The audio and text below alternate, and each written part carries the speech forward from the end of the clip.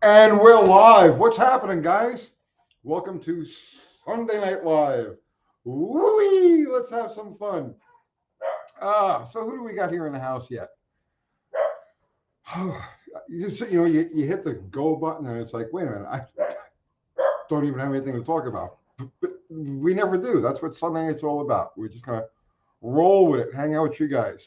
Mexican Spec, what's happening, brother man? Wayne Bozo, Frank Frank Emro, Oscar Gonzalez, Formula CD Burlock. What's happening? Chad Palmer. Merry Christmas, Chad. Mopar Man. Oh, everybody's got all our regulars here. Joe K. Scoop. What's happening? Scoop. KJ Kylie. What's happening? Nathan McCree. Big Red Channel 20. So what's going on, guys? It's freaking cold out here. Scoop is saying minus 17 degrees at 6 a.m. Oh God, where are you, man? I mean, it. I think it hit like 10 degrees today, or something like that. It's just miserable. Um, let's see. Ford Ltd. Greetings, Boomer. What's happening? Fun with cars. Fubar the axe. Uh, um, Jeff Hutchins. What's happening? Mike, and you have a new family member tonight. We got another puppy dachshund tonight. Excellent. Excellent. What's his or her name? Shame you can't put pictures of stuff in the comments. Um, let's see. You watched Art put a Mexican blanket on a car seat today. Did he really? Um, he was looking at a couple of cars. Did he buy a car? I haven't talked to him today. Let me see. Let me check out Dr. Art's channel. YouTube. Um, Tinker Daily. I watched one of your old videos with Jim Bennett today. He was a cool dude. You just never know. He was. He was. We had some friction. We would go back and forth. We were like, we were friends and then we were enemies and we were frenemies. And, oh, it was. He was. He was a trip. He was a trip. I genuinely did like him. Genuinely did like him. Even when we were clashing. But yeah, you never know, man. You just never know. He was. Whoops. Okay. Hang on. I'm trying to catch up to Dr. Art here. What the hell is this? All right. This is weird. I'll just let that go. Zero's in the house. Meyer is his name. The other doc's name is Oscar. There you go. Perfect. Jay Russell Finch is babysitting a mini schnauzer tonight. Follows you everywhere. Uh, Tony, give Art the wireless mic you won't use. Is the sound bad tonight? Wait, let me tilt this down just a little bit. Oh, there you go. Oh, that's better.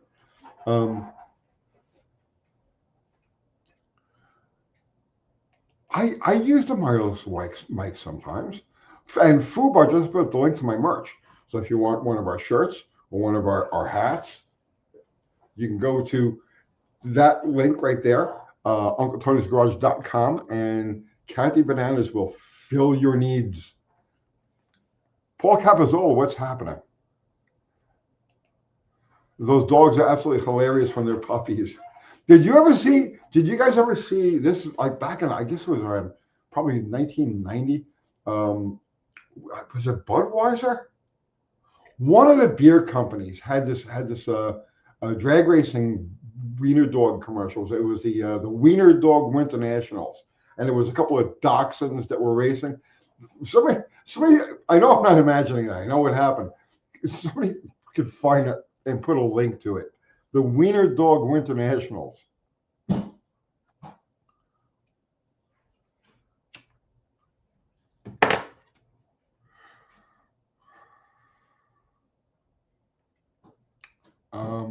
Rocco, sound is the same as usual.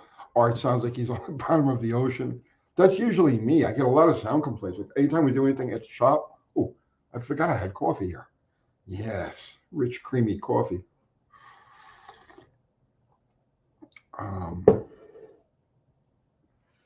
Okay. New comments.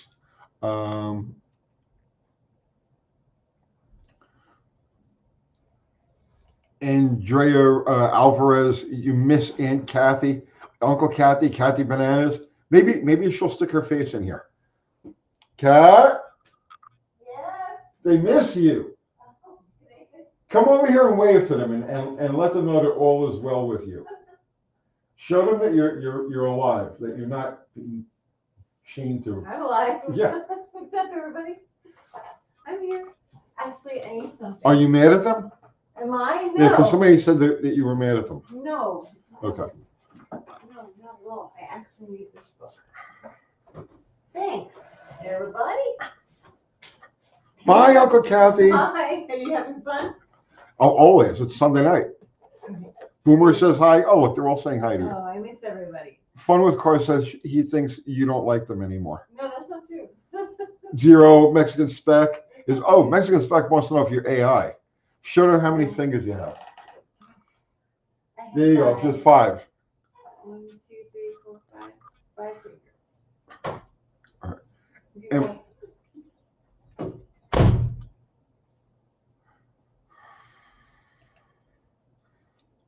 Vintage Adventure Drives. I just looked back at your older videos and realized I've been watching you for over 6 years. Oh my God.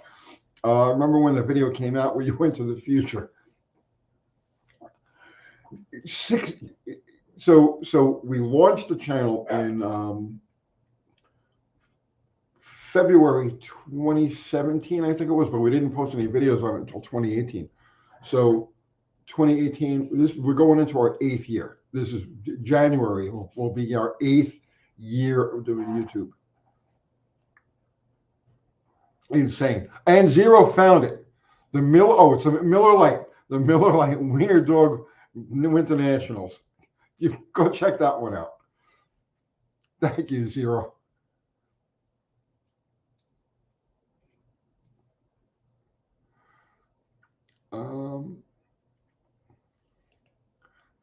NYS GTO. Kathy, not mad at us. We'll have to try harder. Don't.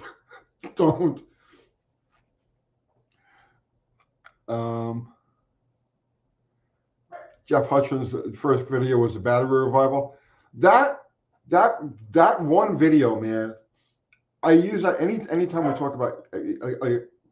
People ask me about YouTube and should they start with doing YouTube and can you make money with YouTube? And I don't talk about how much money we make or anything like that. But that one video, that one video made enough to like live on for like 10 months. Okay. Then we shot it like literally spur of the moment. It was like, maybe it'll go, maybe it won't. I don't really care. We just need to appease the algorithm.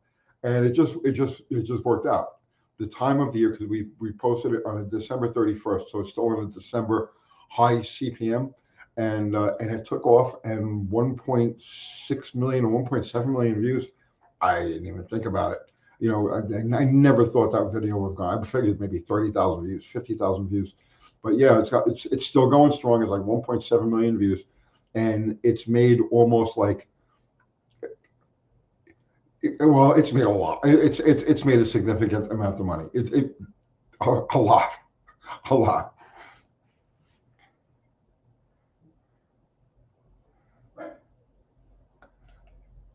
Joker, and there are videos your show will take off and they don't. I can't tell you how many videos we've done where I said this is going to be huge. This is going to get 1 million views. It's going to get 2 million views, and it goes absolutely nowhere. Like it doesn't even break 20,000. I can't tell you how many are like that. But that's the YouTube lottery. You never know. And that's one of the things I think that keeps me going with this, because you never know what's gonna go and what's not gonna go. It's always a surprise. It's like, look at the numbers. Holy geez. Like we just did one the other day. I did a quick video sitting in a minivan talking about the door handles, and it's got almost 300,000 views, like 275,000 views now. I never would have thought that video would have gone that far.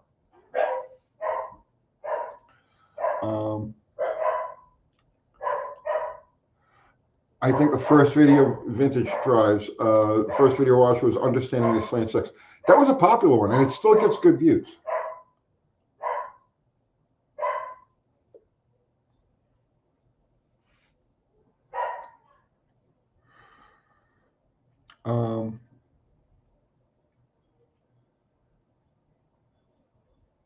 Let's see, I'm just rolling back here. Scoop is saying Doug in Exile made 100,000 in 1 month, and he has 680,000 subs. Imagine Dr. Berg, 14 million subs. The subs has nothing to do with it. We had a video that got 3 million views, 3 or 4 million views. Like when we first started back in 2019, it was May of 2019, and I think we had like 60,000 subscribers, and that video got like 3 million views, and now it's almost 6 million views because it keeps going and going and going. But yeah, 100 grand a month. I know I've never made 100 grand a month. That's for shit sure, but it can be done. It can be done.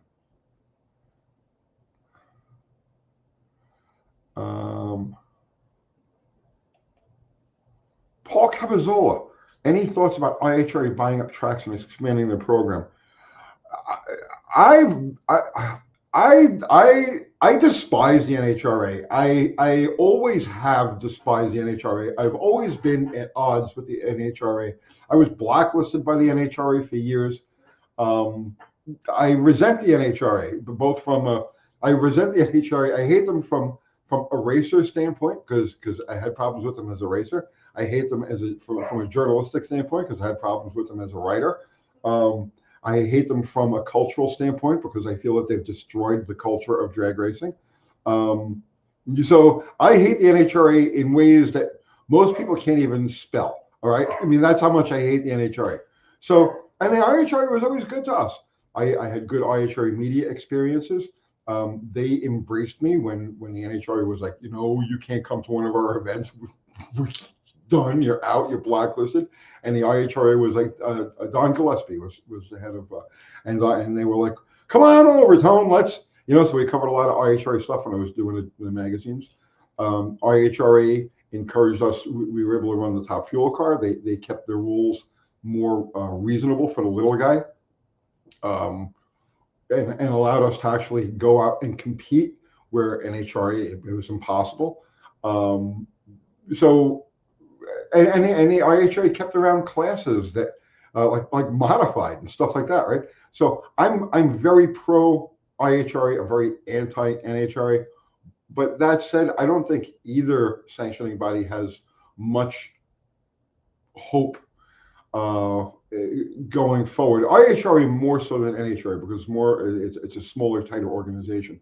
But these big sanctioning bodies run on huge corporate influxes of cash, and the way the economy is going, the way things are going, the trend, I don't think either of them has much hope. I think much smaller organizations, off the top of my head, I can't think of it, have a chance. But I think it's a good move. It's a good move, but I don't have much hope for that whole genre in general.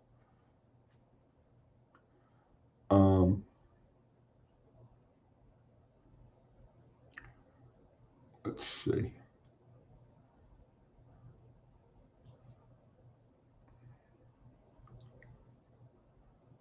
I'm just rolling back here. Yes, better than NHRA, the Miller Lite Winter Nationals. The Wiener Dog Winter Nationals. YouTube scientist, it's motorsports. It constantly changes if you do it. And that is true.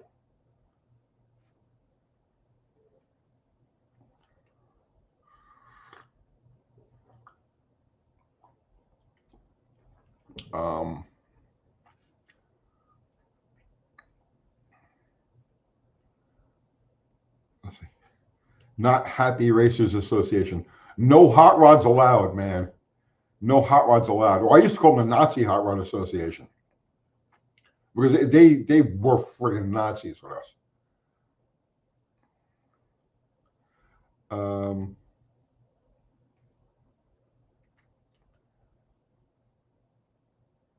Let's see. I'm just rolling back up here.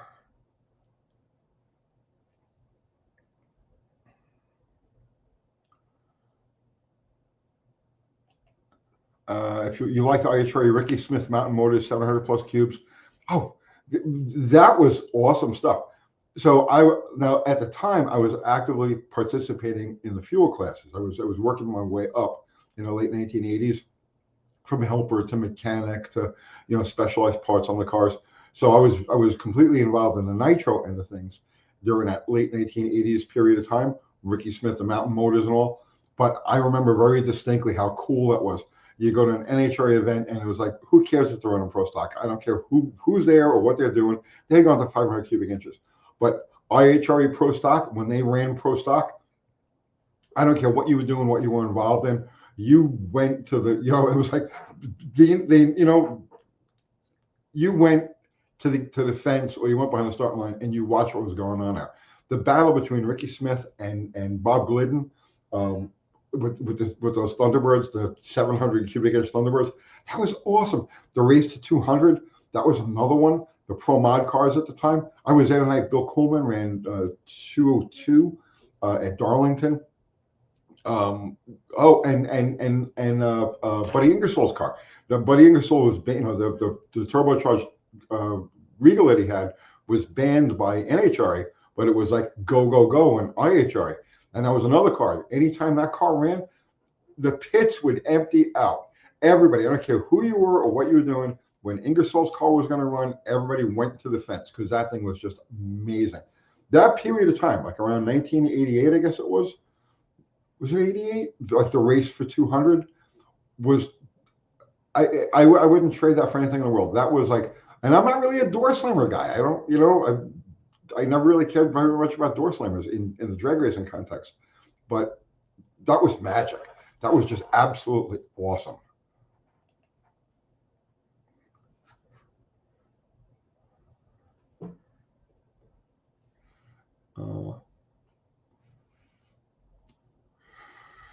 Josh Holman's in the house. What's happening, man? Soylent Gray. We got new guys popping in.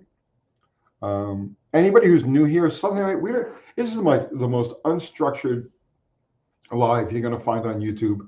I don't prepare to talk about anything or we just roll back and forth and the conversation goes all over the map. IHRA pro stock from the 80s, UFOs, precious metals, you name it. Like we're there, right? Wiener Dog, we're internationals. So yeah, definitely the most shotgun approach to live in all of YouTube.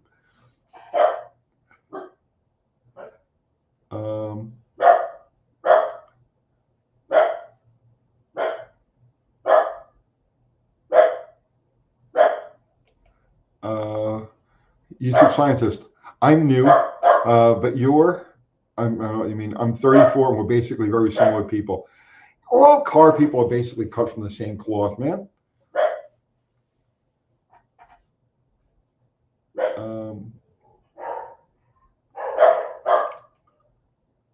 Wayne Buzzle, do you watch The Bearded Mechanic?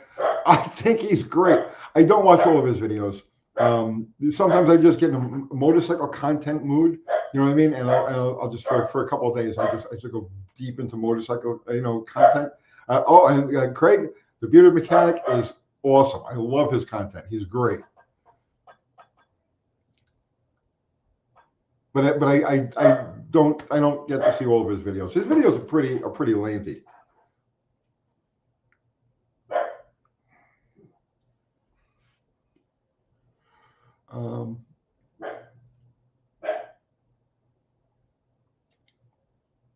Let's see.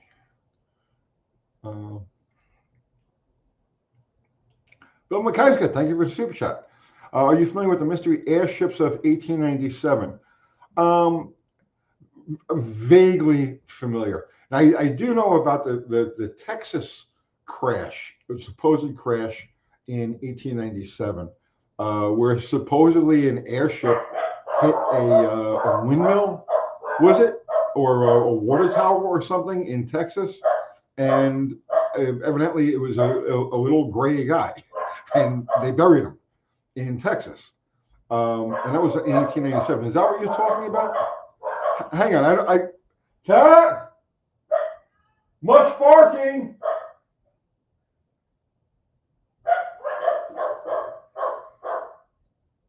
So is that what you're talking about, Bill?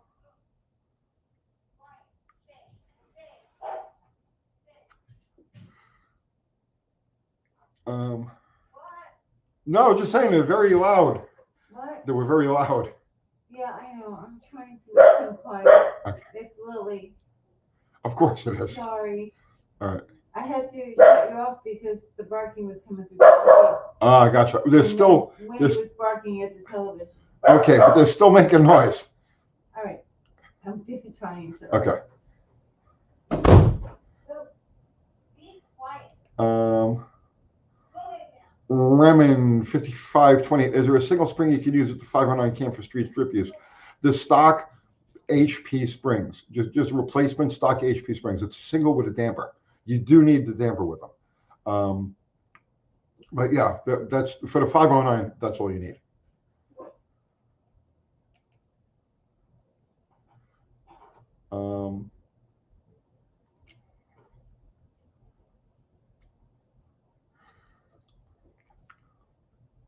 Let's see. And Paul Capizzola is given a spring number, comp 911-16 for the 509.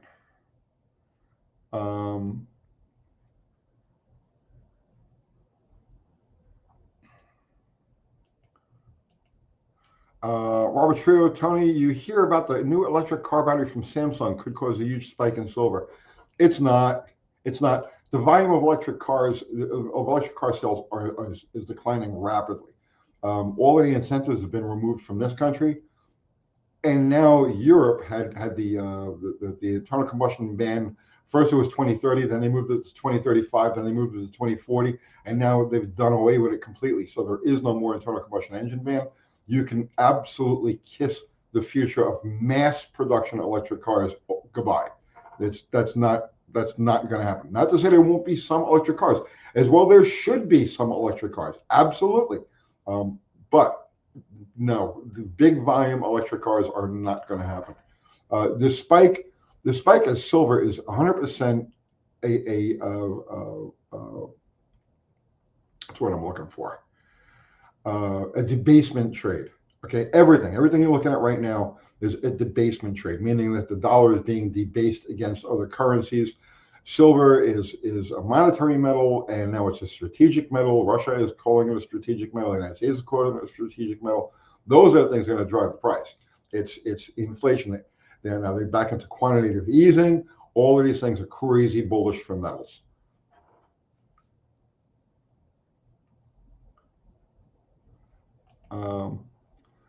Acceleration rules. Bought silver at $20 a couple of years ago, just hit 60. 61.75, I believe it is right now. But there's a chance it gets. All right, so on Friday, silver had a bloodbath. It was on its way to $65. Might have actually crossed 65, but it was around 64.75. And then they announced increased margin requirements. So that threw a monkey wrench into the paper silver deal, and it plunged. We had I forget what the percentage it was, but it closed at 61. So it was a crazy loss on Friday. Now that could extend to the overnight tonight, and I wouldn't be surprised to see silver back in the high 50s sometime overnight tonight. And it may take the rest of this week for it to just recover to the $60, $61 range. Could be wrong, but that's what I think is going to happen.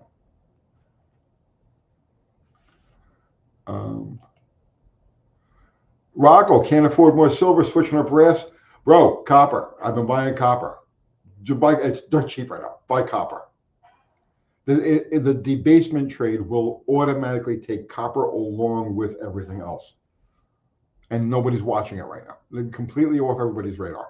That's when you want to buy. When nobody's talking about it, when nobody cares about it, that's when you want to buy.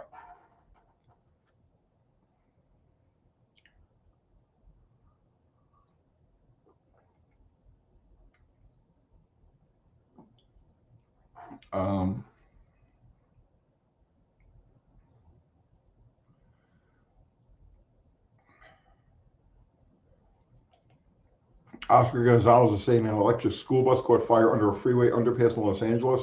Bluebird bus, electric bus. It happens all the time. I hope nobody was hurt. But the electric car thing as a mass movement is done. Forget about that. It's done. That's why we haven't done any electric car. I haven't done any electric car videos in probably about a year now. Electric car specific videos, because I feel like it's kicking a dead horse. It's already dead. It's done. Move on. Take on the next thing.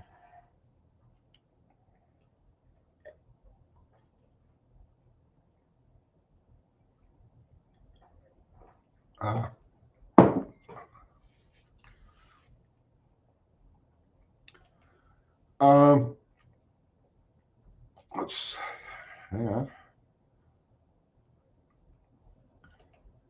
Brian Power, UTG, did you see the smoke show where the tax folks had Whistle and Diesel arrested? That's entrapment. Okay.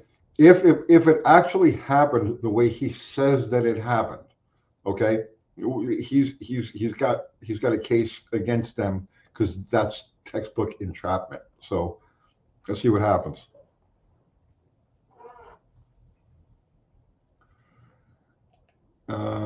YouTube scientist Tony, I don't do social media, neither do I really. But a newfound respect for YouTubers has just occurred to me. It went up looking at what you need to deal with. You don't know, man. You don't know. It's a crazy world. It's a crazy world. You got to be half crazy going into it.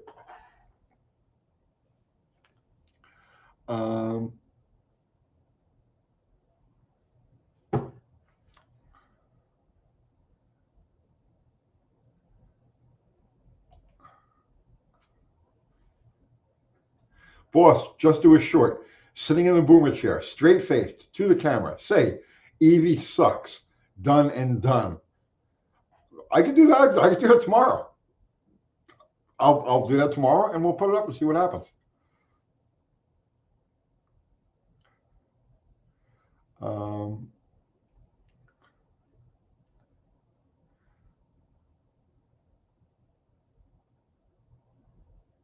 on here.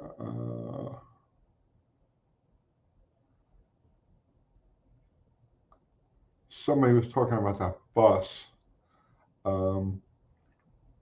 Oscar Gonzalez saying only a few kids they were able to evacuate safely. I did a video, probably, I guess maybe close to 2 years now, where there was it was a film from China, where they had electric buses parked in a row. There were like 3 or 4 electric buses parked in a row, and they were charging. Okay, and this was like the surveillance camera from the parking lot. So there was the one bus on the end, and it started smoking, and then right after it started smoking, it burst into flames, and it was a total of 3 seconds from the time the smoke first appeared to the time that this thing was just completely engulfed in flames. Like nobody was getting out of there without at least some severe friggin' damage. And 3 seconds from everything's completely normal to, oh look, there's a little smoke, to so I mean, you're gonna put your kids on that, right?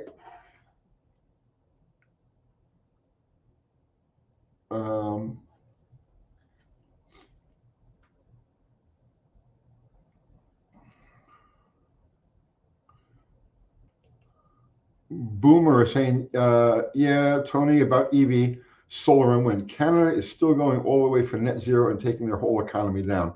But that's the whole point. They're taking their economy down. So it doesn't matter what rules they put in place. It doesn't matter it doesn't matter, okay? when economies and governments collapse, there's no announcement. Nobody says, oh, the government just collapsed, right? The economy just collapsed. The government just collapsed. You don't get a notice about that. It just one day it just stops. Like things just stop being enforced, because nobody's there to enforce it. And it's the same thing with these like the solar farms and windmills and all these crazy things that people want. It has to be funded. It has to be legislated, and it has to be funded. And as the economy shrinks and the effectiveness of the government shrinks, you're going to see those things just kind of like blow away like dust in the wind.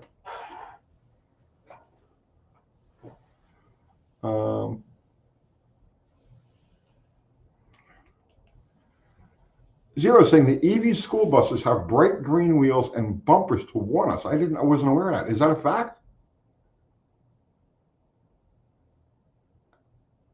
Because it should be.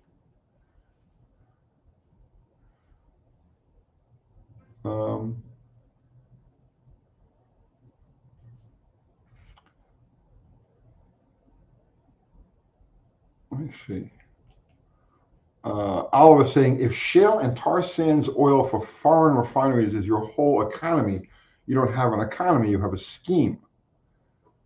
I don't know what their particular access to oil is. All I know is that we've got enough underground right now, known reserves on this continent to last another 300 years.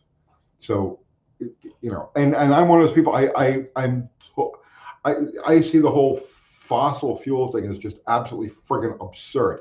If it was a fossil fuel, we would have run out like 75 years ago. Oil is a I don't know the process. I don't know the exact process, but oil is created. The earth is always generating oil. It's always refilling wells that run dry. Oil is a naturally occurring resource. It's not a finite resource. I'm not a scientist, so I can't tell you the exact process that goes on. I think so. I've thought about this a little bit, right? But I think that the bulk of the oil that we use, right, comes from the sea. And if you stop and you think about it, you go to the lowest parts of the ocean, right? Think of the pressure that's up there. Okay. Now, if you have fissures in the Earth's core, just like where a volcano would come through. Okay. So if you've got an underwater fissure and the water below our pressure is being forced into the fissure and then being processed through the earth, through the natural combustion process that's happening down inside the earth, it will eventually sweat up as some form of liquid. And it's going to have a lot of biological mass to it because think about how many organisms are actually in seawater. So I think that's what it is. And again, I'm not a scientist. I've never really researched this, but just looking at it, right? I think that's essentially what's happening. I think the Earth is processing pressurized seawater, and then it returns it as petroleum.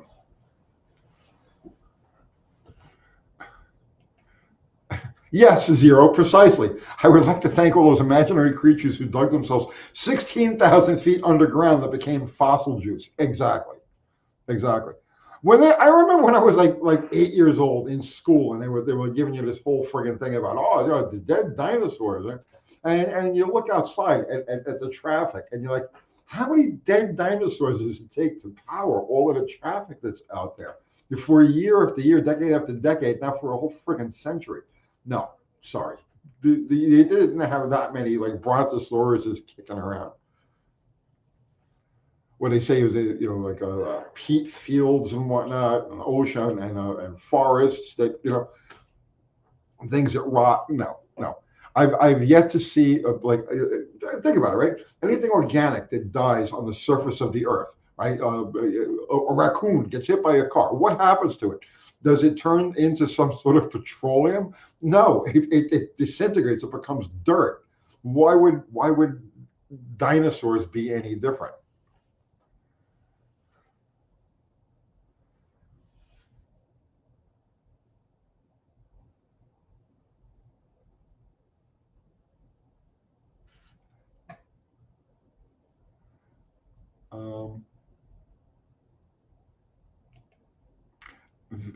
vintage adventure drives, all of the fossil fuels in the world, carbon deposits, come from the decomposition of ferns that died before bacteria evolved to eat the leftovers. They got crushed into coal and gas. I know coal deposits, yeah, I could see that. Gas, possibly, right? But you're talking about a huge volume of gas too. But that doesn't account for the trillions and trillions of barrels of oil that we've consumed and we continue to consume on a regular basis.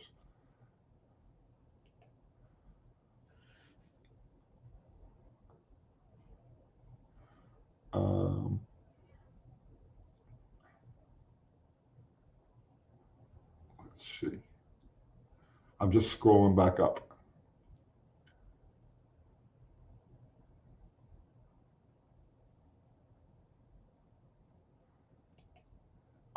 Brian Powell, the term fossil fuels can be traced back to an ad campaign from the 30s from Sinclair. No, it goes before then. Sinclair was the first one to put the dinosaur in a logo. The Sinclair was like a brontosaurus or some shit like that, like a classic looking dinosaur.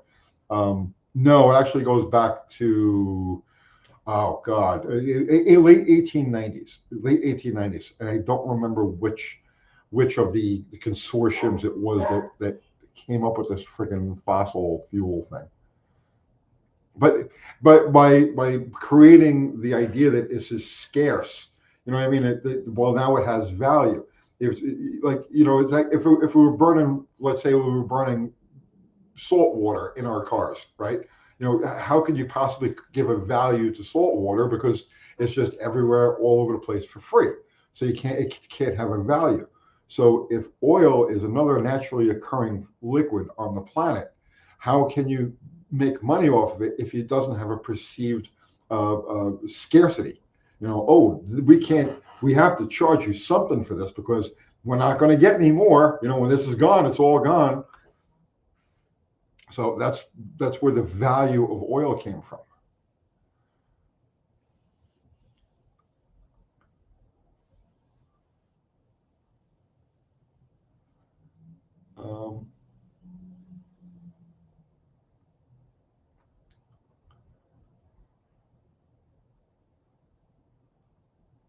I'm just scrolling back through the comments here. Harry Lister is saying some oil definitely has biogenic origin, but that's just one source. But that's why I'm speculating that it's probably a process of seawater, of how the combustion process in the deep earth processes seawater, because seawater is loaded with little organisms, right? I don't even know what the hell they call these things, but there's zillions of them in you know, a couple of drops of seawater. So yeah, as that gets processed, I could see where there would be lots of evidence of biogenic material, biological material, whatever. Yeah.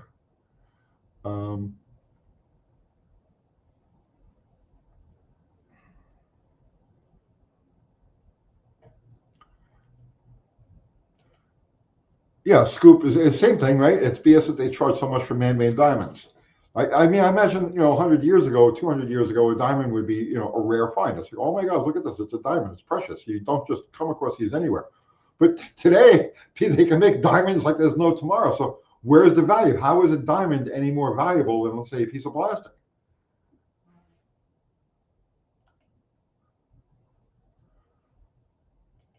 Plankton. Yes, thank you. Thank you for the word there, La Pipes.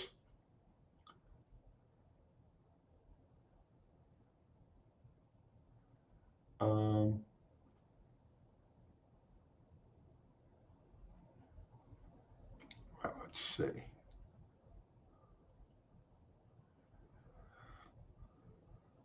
Territory, what's happening in Territory? Fun with cars. This is the best college course we could take right here. Yeah, Zero, exactly. It's like claiming volcanic lava will just run out someday. I know. Look, the further you dig into everything, and I'm not talking about following any particular conspiracy theories or websites or individuals or anything like that. But the further you look into, you start looking beyond the surface of like literally everything, right? You see that everything is a scam.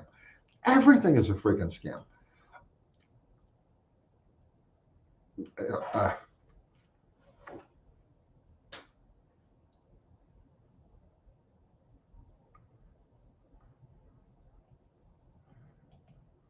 Uh, Oliver is saying De Beers' monopoly on diamonds is actually artificial scarcity, but they still already dug up more than they could sell as much for profit.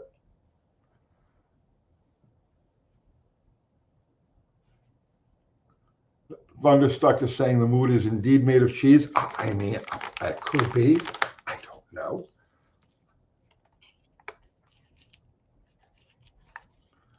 Um,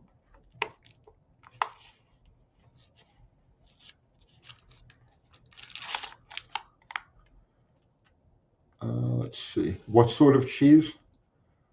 I'm gonna think maybe Gouda, and I'm not a big Gouda fan, but you know, I don't know, man.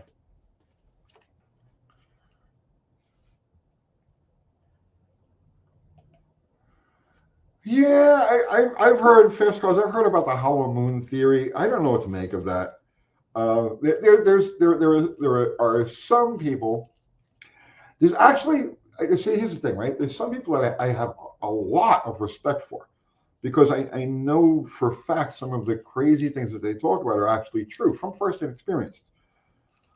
But those same people claim that the moon is it's actually a fabricated device that was towed into our atmosphere, and then supposedly somebody crashed, whether it was us or the Russians or somebody, crashed a missile into the moon just to see what was going to happen, to make measurements and stuff like that.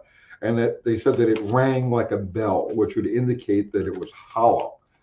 I don't know. I don't know. There's a lot of oddities having to do with the moon. Um, it's just the fact that it doesn't rotate. It's just the fact that it spins around us, but it doesn't actually rotate on its own, which doesn't make much sense.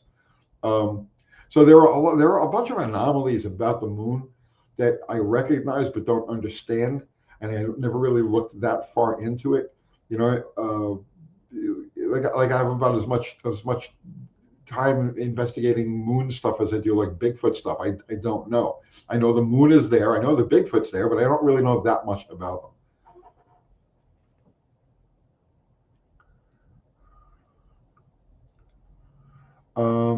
Territory, Tony would be going to the Whistle and Diesel's court case and reporting back. This is a Fed case or state? It's state, man. It's state. It's the state tax people. Um,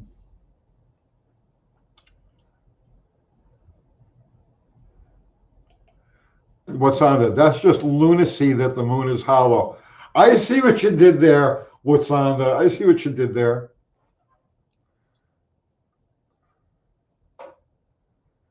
Um, let's see.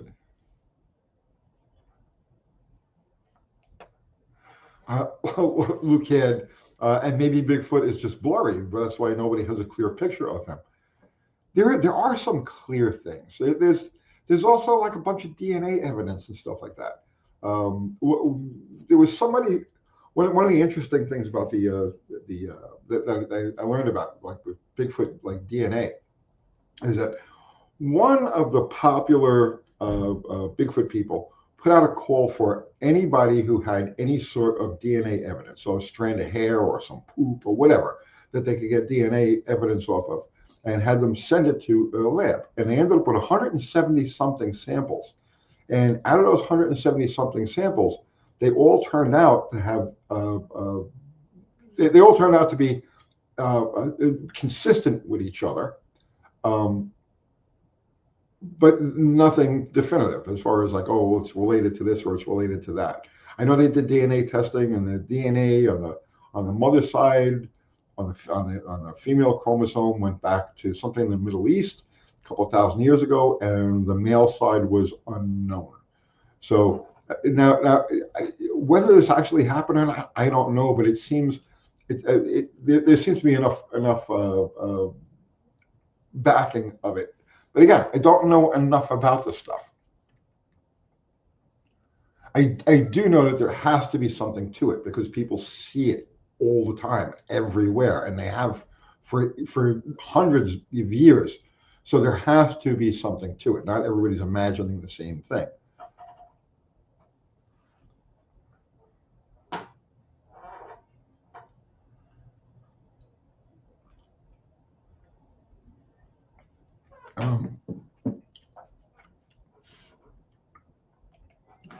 Let's see. Tom Schumann, Tony, you and identical cars. Which are you faster in? A properly set up automatic or a good old 4-speed? I'm not going to brag. I'm not going to brag. But go find the only stick car I've ever really messed around with on this channel was Mission Improbable. Go watch the Mission Improbable videos, which is a 5-speed, and you tell me who would be I would be faster, an automatic or a stick.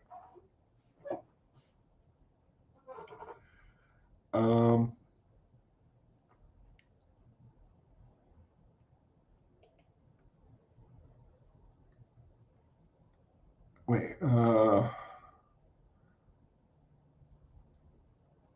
Hang on here.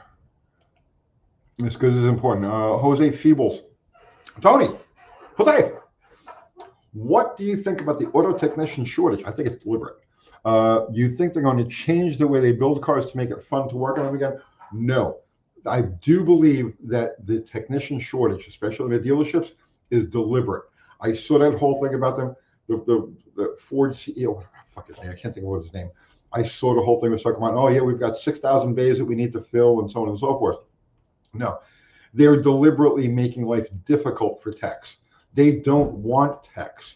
They don't want. They're trying to starve out the repair end of the business. They want just enough in there to maintain whatever warranty work needs to be done and whatever maintenance that they.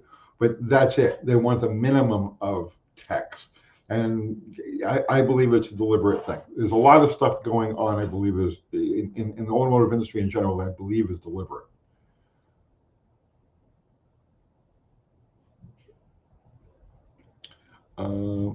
Let's see.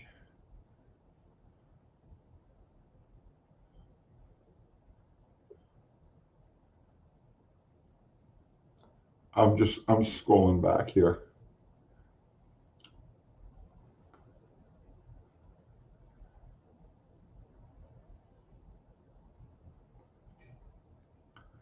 Bottle rocket. I'm going to get back to it. I am going to get back to it. What I finally go with? Yeah, I know. I got tired of breaking stuff. It had nothing. It had nothing to do with my manual transmission skills. It had to do with stuff breaks, and I just don't want to deal with that.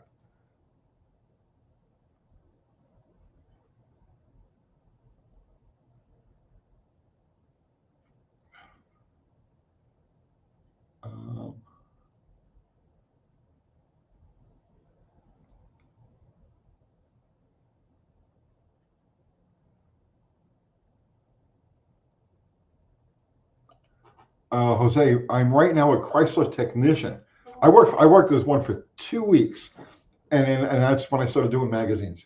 I quit. I was like, no, I'm not doing this. I was like 24 or so, and 23. I was 23, and I was a Chrysler mechanic, Chrysler tech for like 2 weeks. I was like, no, don't want to have any photos. I'm out of here. This was in 1983 or in 1984. So yeah, been there, done it for 2 weeks. I claim that I've never had a job, but I have had jobs that lasted a couple of weeks here, a couple of weeks there. I'm hardcore unemployable. I've always been hardcore unemployable.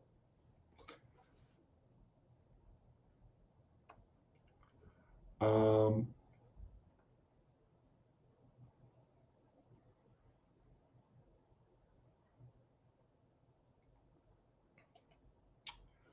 YouTube scientist. This one may be a bit spicy for YouTube. What's your opinion on the World Wide Web and mass shootings? I struggle with it myself, but definitely interested in hearing from someone who has lived. They're not new. They're not new. I mean, this kind of thing has been happening for decades. Crazy people, and it doesn't necessarily have to be a shooting. They've done it with knives. They've done it with bombs. They've done it with you name it, right? They've done it with vehicles. Doesn't make any difference. There's damaged people, and there's always been damaged people who are hell bent on taking as many people out as possible for whatever insane reason that they have. So I it's just part of the human spectrum that you're going to get a few people in there that are just hell bent on killing as many people as possible, causing as much misery as possible. So I I think that there are a lot of factors, um, mental stress and chemical related factors that definitely add to it. Definitely add to it. But it's always been there. It'll always be. Take away the guns and they use knives. And take away the knives and they'll use cars or trucks. Take away the cars and trucks and they'll make some kind of bomb. It doesn't make any difference. They're out there and they're just part of the landscape.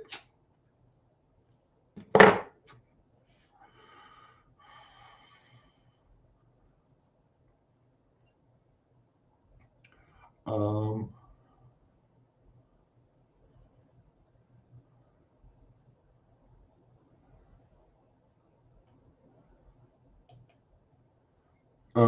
Mexican spec saying, my wife showed me what happened at Bondi Beach. Where did they get the weapons? Didn't Australia take them all away? Oh, yes, Australia and lots of places took all the guns away from all of the law-abiding citizens. Okay, but it's the most ridiculous thing. Yes, make guns illegal. Then even the criminals and people with like evil intent will give up their guns too, right? Please, it's the stupidest. Gun control is one of the stupidest things I've ever even. I can't wrap my head around the ignorance that goes along with that. Now, all you're doing is creating a defenseless population. That's all you're doing.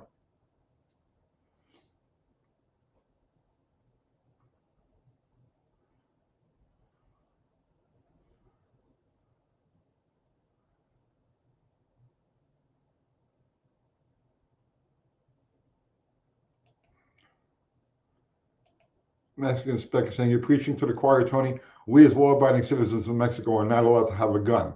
You know the rest. Yeah, I know.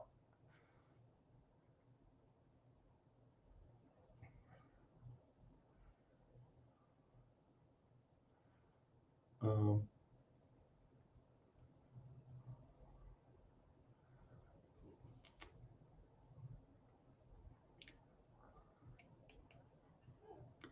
2 shooters. It was a father and a son. Well, I mean, there you go. Family activities.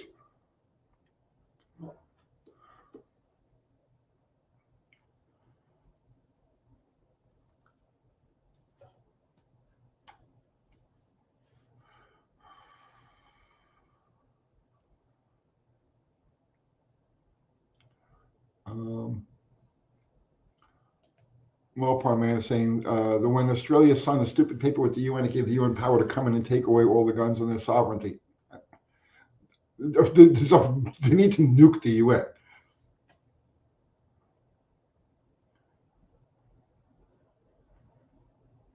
Um,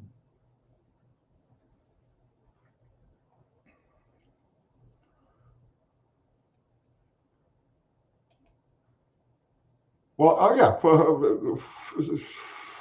Ford CD Burlock is saying the colonels just print one at home, bada bing, bada bang, bada boom.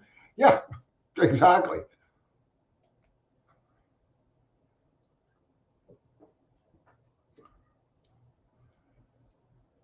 Um,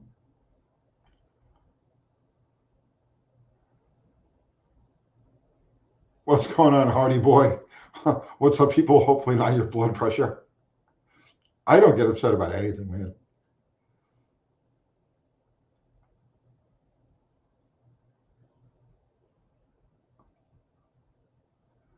Uh, County Lake Havasaw. Almost all the mass shootings in the last 30 years have happened in gun-free zones. Yeah, I know.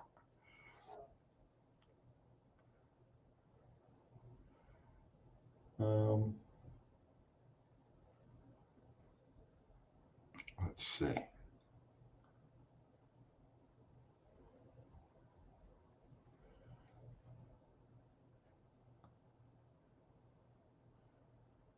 Um, Jose, what do you think about the machinist trade? You think it's a smart move to make a great living, or machine shops are dying?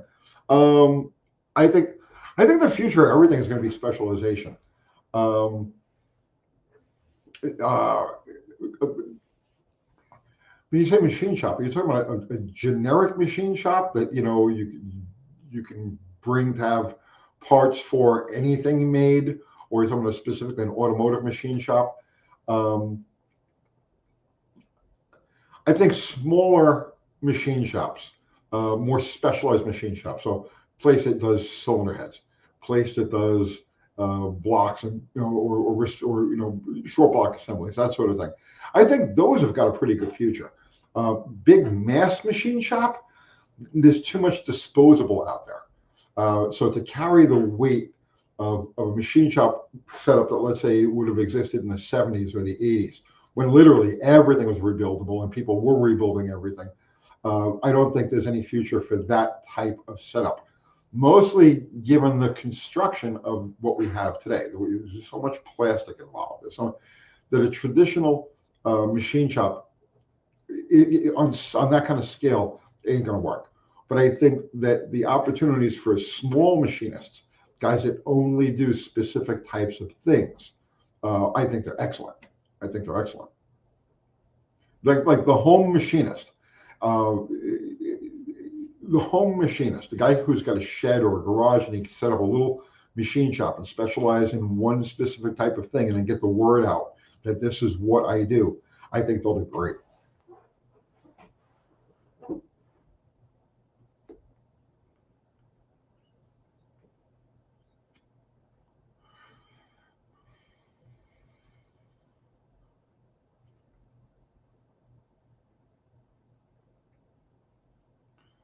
Um, Territory for a machine shop to succeed, think Cuban. Dude, for anything to succeed, given the current economic realities, and they're not current because they just occurred. They're current because it's been a thing that's been going on for 100 years now, over 100 years now. But given the fact that we're at the end of that game, thinking Cuban is the only future. That's the only way forward. So, and I think people are starting to understand that. I think it's starting to become obvious to people that that's where we're headed, like it or not. You know what I mean? So, yeah, thinking Cuban is the future.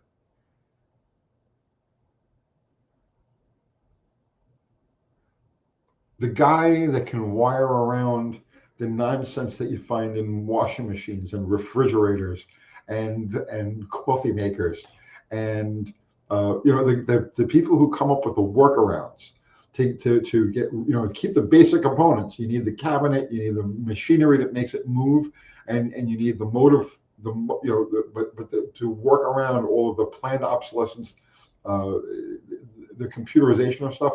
The guys who can hardwire and make switches that are or controls that are usable, not just like hacked in, right? Those are the guys who are going to make a fortune as time goes on.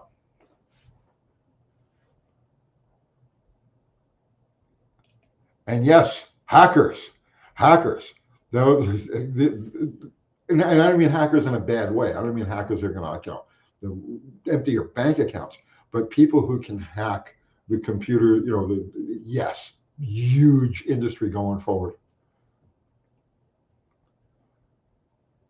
Um, Oscar Gonzalez, thank you for the super chat, Oscar. I find it hypocritical from both the government and business that tout environmental responsibility when a dang door panel cannot be repaired and a new whole panel is needed. What a waste. I know. I agree completely.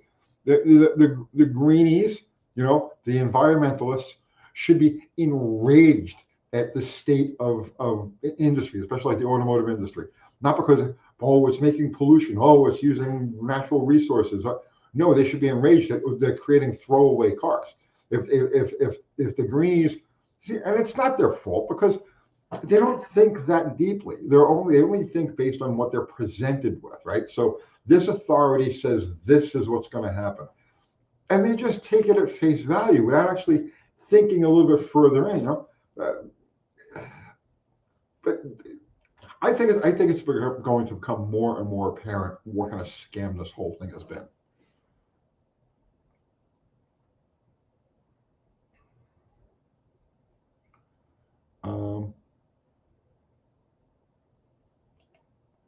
YouTube scientist, I was thinking about making an OBD cracking company. I'm telling you, this is just my opinion. And my opinion is based on following long-term trends. Okay, and the phrase, I'm old and my brain is halfway clogged. Right, the phrase is escaping me. But based on history and evolution, the steps that have been taken in our society, there is no future for any sort of corporate position in let's say it's the domain. The future belongs to the guy, the self-starter, who can create his own little thing, right? So like you're a young guy, you're 34 years old. Yeah, that would absolutely be my focus. Look at the landscape. Look at what's out there today. Look at the cars and the technology that they're incorporating into these things over the last 5 to 10 years. Okay, think about the fact that now they've created unrepairable, disposable cars. Well, be the person who comes up with the workarounds, and there's the growth industry. You can make a fortune with it, but you won't be able to do it on a large scale. It's going to have to be done on a small local scale, right? Well, does that make any sense?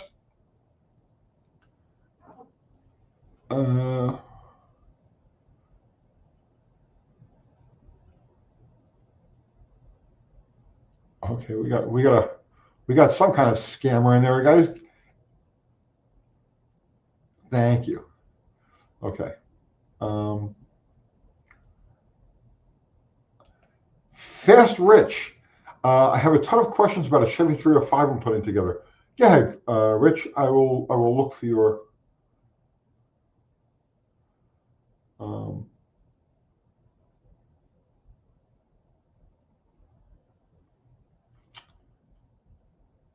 Let's see. So what I was saying is, if you want to make serious loot in the future, think local community, okay, and think of what needs are going to be.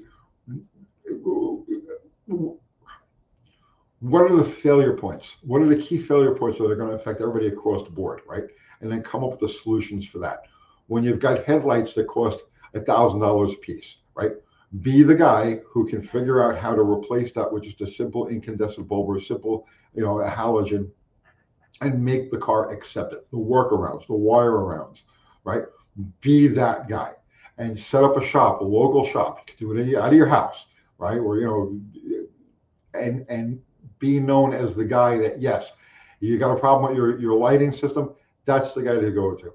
It'll keep you busy. You'll do good. You'll do a lot better than you will, let's say, in any type of corporate job going future. In the future, be the guy that repairs plastic fittings, that break on these freaking cars. Be the workaround guy, right? And you will rule Bartertown.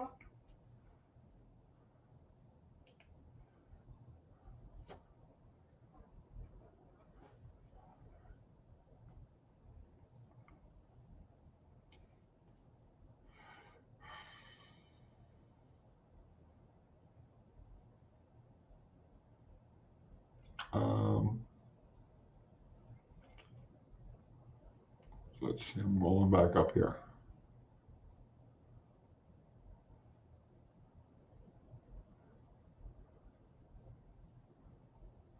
And Fubar put up a link to my merch. Thank you, Fubar. So you want hats, shirts, all of this stuff. UncleTony'sGarage.com. Kathy Bananas is on the case. So thank you for putting that link up there, Fubar. I'm looking for the guy that had the 305 Chevy.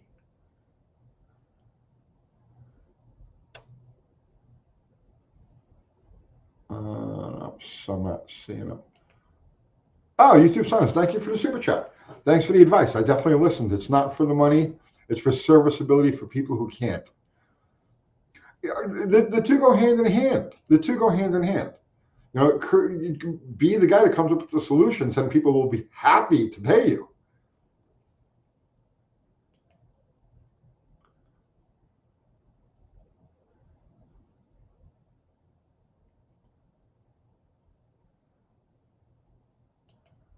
Mopar Man is saying capitalism is great. Well, capitalism is the natural order. It's the squirrels saving nuts for the winter. That's capitalism. Innovation comes through capitalism. Capitalism is good there. Predatory capitalism is what happens when psychotics, when evil people or sociopaths find their way to the top of the food chain, and then you end up in the situation we have right now.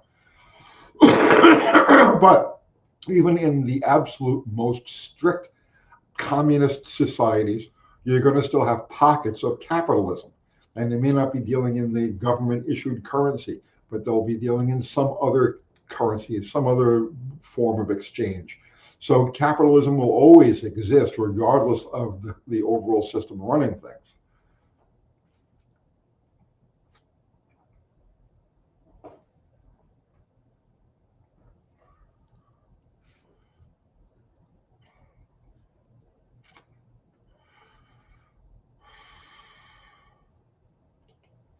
Oliver is saying capitalism is great till no one but the rich can play. That's it. That's predatory capitalism, right? That's different than the actual concept of capitalism. I tell you what, capitalism combined with usury, right? That's where you run into a problem, right? And it's so hard to understand the concept of how perverse our economic system is until you look at what a basic foundational economic system is. Like in a true, even a capitalist society, there is no, there are no, again, take usury out or the charging of interest. If you're talking about just a one-to-one exchange of a good for a service, right, or of money for a good or a service, well, then you take literally the entire economic landscape out of the picture. Banks don't exist, right? Other than a storage, because a bank really should just be a storage department. There are no loans. There is no fractions. There are no, right? It's just straight capitalism. In that case, it's the healthiest form of society you could possibly have. It's the natural order. It's how, like I said, it's squirrels hoarding their nuts. That's capitalism, right? There are no nut derivatives that the squirrel's getting involved in. There are no nut investments the squirrel's making in other than actual physical, acorns in his possession that he stashes in his place and then protects, right? That's true capitalism. And it's the way the world is supposed to work.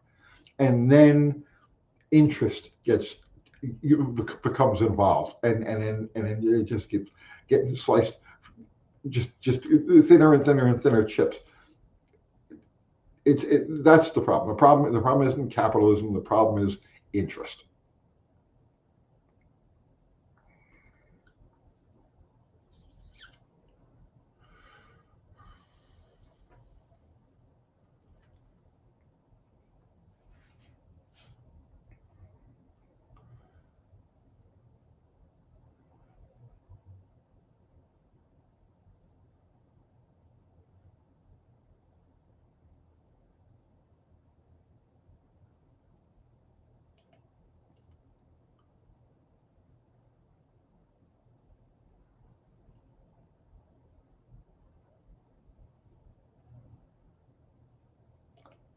Alpha 13 Dylan, I would argue interest is part of capitalism. It is the way it's practiced today. But capitalism is as simple as I have knowledge. I have a knowledge of how to create this lighter, right? Or not, I have a knowledge of how to operate this lighter. Okay. Now, if I teach you how to operate this lighter, that's my capital is my knowledge. And if I teach you how to operate this lighter and you in turn give me, let's say, a handful of shells, whatever it is, whatever the medium of exchange is, that's capitalism.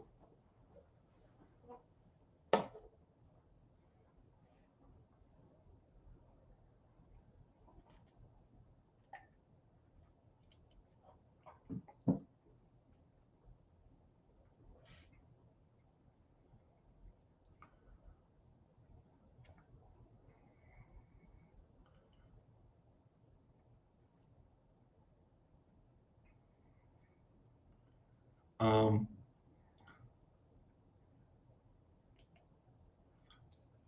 Interest is essential to what capital is. No, absolutely not. If I have 10 silver coins, okay, that's my capital. What does that have to do with interest? There's no loans here. It's an actual tangible money, right? It's all of the things that get piled on afterwards in the type of situation, in the type of society that we're in. That's the problem.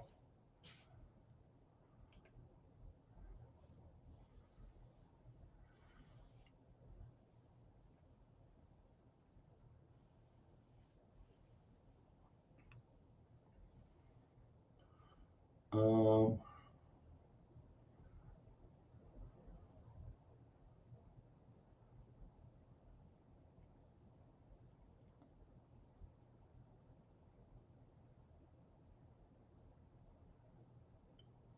I'm just scrolling back. There was a guy who had a question about his 305, and I want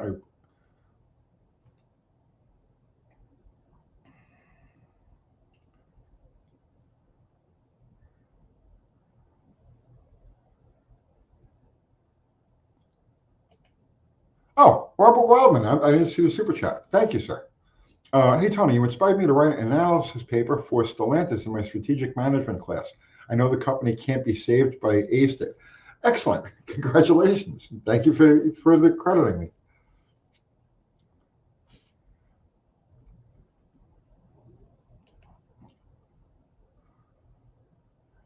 Um, Somebody asked about welding.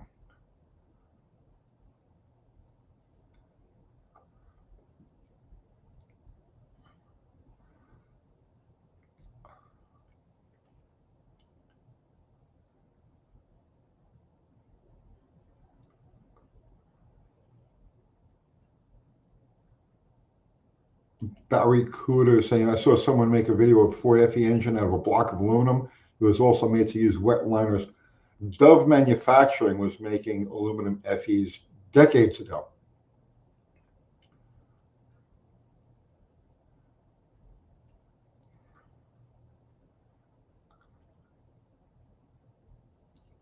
Oh, Jose. Okay, there you go.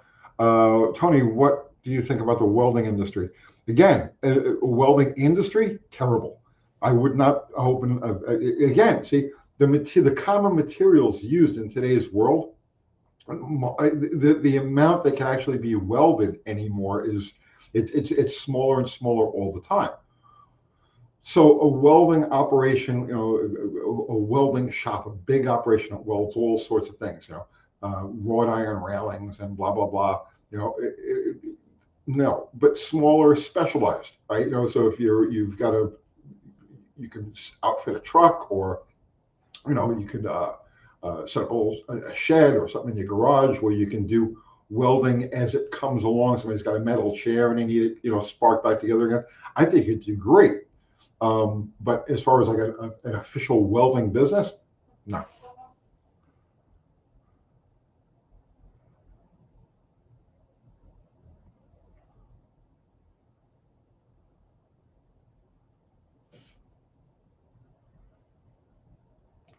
Um, Olive, I think I know what you're getting at, Olmo. Tony mistakes kind of grassroots commerce for what capitalism ends up unless it's reined in every time. But I agree with you, Olive. I absolutely agree with you. It needs to be reined in. So when it doesn't get reined in by rules, because the rule makers are always corrupt, because only certain types of people are able to climb that ladder. A politician has to be able to look you in the eye and lie. The politician has to be able to look millions of people in the square in the eye and lie through his teeth and make it believable. Okay, and those are the ones that climb to the top of the food chain, and then it's a free for all. And then you end up with predatory capitalism. It's the rule makers making rules for everybody else, not for them. Or is it tilt all of the everything in their favor? It's just the way it is. It always happens that way. So at that point, at some point, you need the revolution. Now, if the people can't straighten it out, well, then things have to collapse under their own weight, and that's what's happening right now. Things are collapsing under its own weight.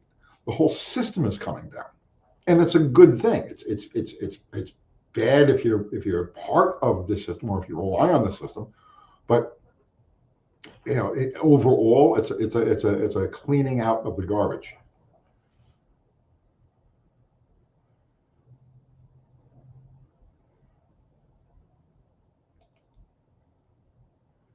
Uh, we're on the same page here, then, Tony.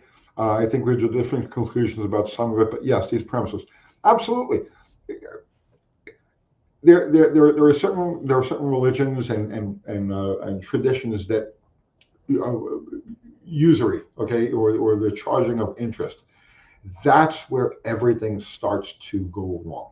Okay, as soon as you start charging interest, then a society, as soon as interest is allowed in a society, that's when things run off the rails. And it's a slow burn. It all works okay at first, because it's just more and more and more. But it's all debt, and it all has to be paid back. And that's what you have. Right now, you've got the entire Western world. Everybody who's associated with the Western world, the Western economies, and it goes around the world. It's a completely debt. It's a debt-based system. It's a corrupt system. It's coming down, whether people are ready for it or not, and that's a good thing.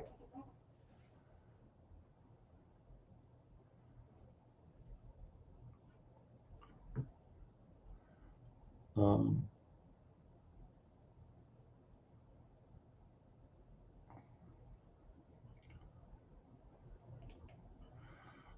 Joe Comanche, the average American is not ready for what's about to unfold before us. About to, dude, it's been unfolding for. Well, I mean, it's been unfolding for decades, but it reached critical mass 2008, 2009. So it's really for the last almost 20 years. It's and it just shows up in the inability of people to keep up without debt, right? So it's been a slow burn, right? But it's not what's going to unfold. It's what's been unfolding. It's what's currently unfolding. It's just accelerating. I know they're not ready for it.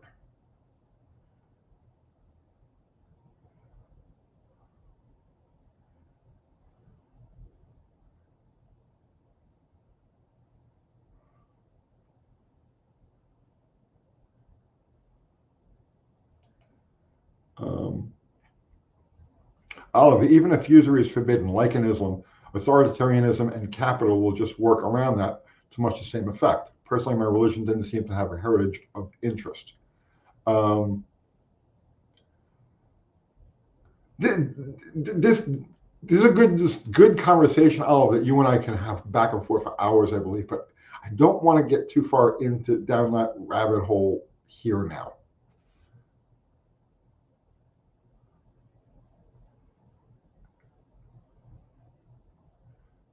Um,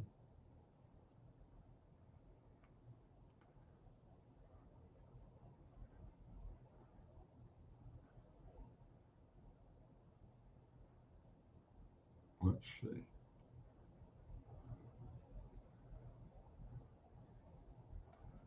I'm just scrolling back up here, guys.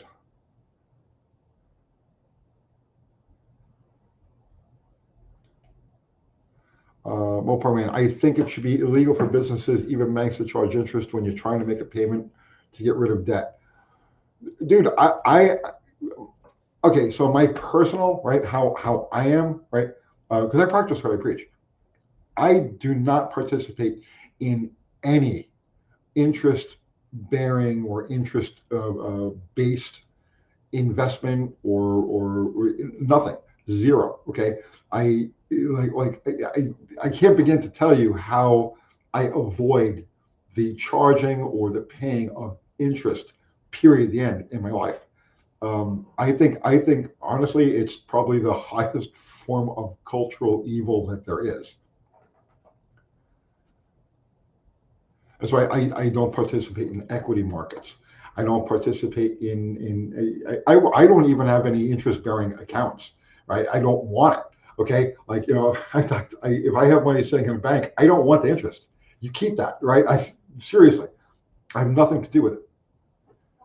And that's just my own personal convictions on stuff.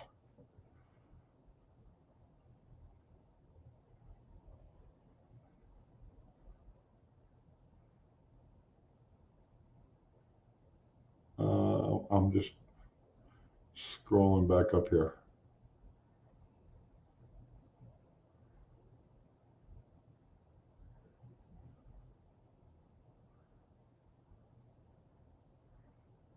Um,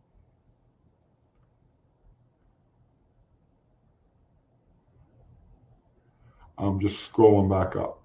I'm actually looking for the guy that had the 305 Chevy question, because this is an automotive channel, and he wanted to ask an automotive question, so I don't want to blow that off. Um, yeah, I'm not seeing it. I guess we scared him away.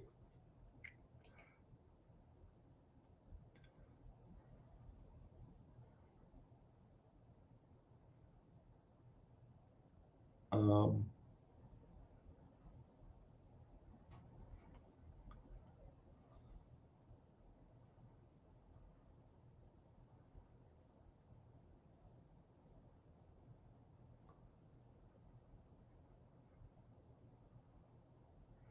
let's see.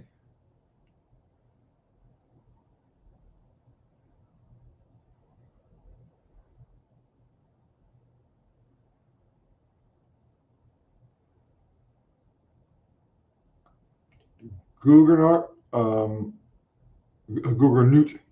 And you can still make some money to pay for upkeep if lending as a bank. You would have a lending fee. Right, exactly. Probably a lot less than unpaid compound interest. Yes, exactly. There's nothing wrong with a lending fee. That's different. That's different. That's like, I will lend you $100 and you will pay me back 120. What? That's a fee. There's nothing wrong with fees. It's the interest that's where you have a problem.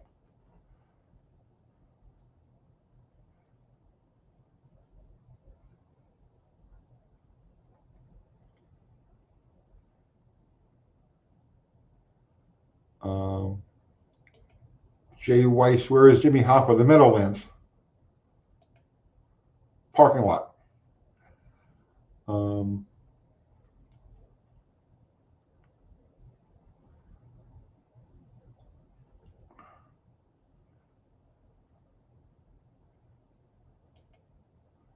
uh, Joe Commercially, you want to know what the next most valuable commodity will be? Water. I totally disagree with that. Um,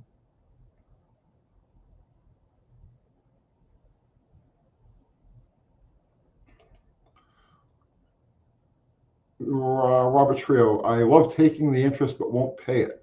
I never had credit card debt and never had a loan except for my mortgage, which I paid off years ago. Yeah, no. If I won't pay it, I won't take it. And you have to be fair about stuff. You have to be fair about stuff. It's like, I give you an example. I give you an example of that. Right? So I was doing magazines, hundreds of stories published. Okay, and people ripped off my stories. Now I do YouTube, right? And I see people rip off my material. I say, and I won't do anything about it. I don't care if they rip me off word for word and they just rip off my whole video. I won't do anything about it. Period. Why? Because for years I stole music, and I would steal music again right now. Okay, but like when I had my coffee houses, we would have them, make what were we using, the iPods back then? Whatever, I don't even know what you call them, right? And they would steal all the music and put it on there, and we'd play it around the clock. Right? And it's like I stole the music. So if I'm going to steal somebody's intellectual property, I cannot say anything about somebody stealing my intellectual property. So I just let it go. And that's the way I am with like the whole interest thing. I won't take it. I don't want to deal with it because I'm not going to pay it. So therefore, I'm not going to benefit from it.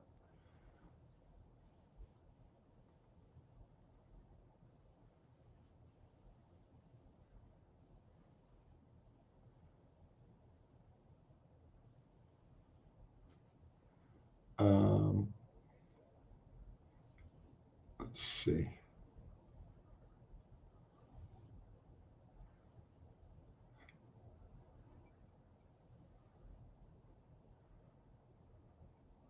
All Terrain 84. Do you change your tune in summer to winter in an older car? Do you use heat? Not really. Not really. Like on my Charger is a good example of that. It's it's it's it's set so that it might be a tad fat during the hottest days and a tad lean during the coldest days, but it's fine. And I've been driving it a lot lately.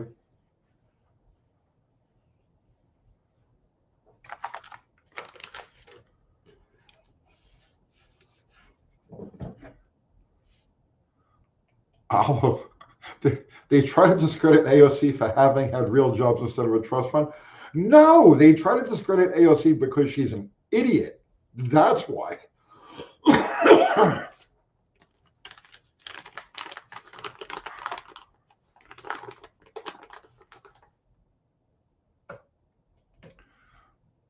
Rocco, can we get rid of the National Highway Traffic Safety Administration anytime soon? It's all going away.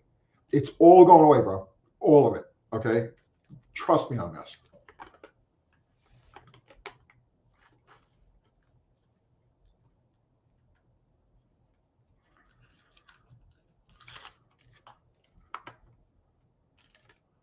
Um,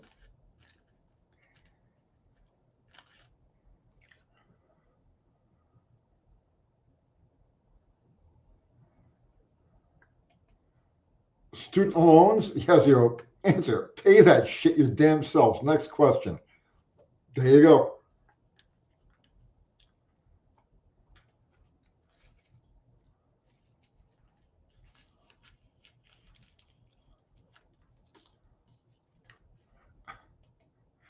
Elmo to anyone.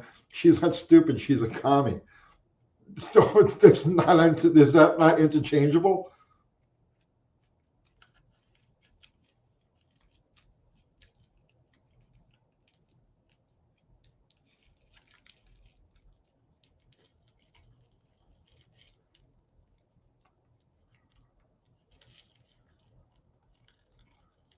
Um,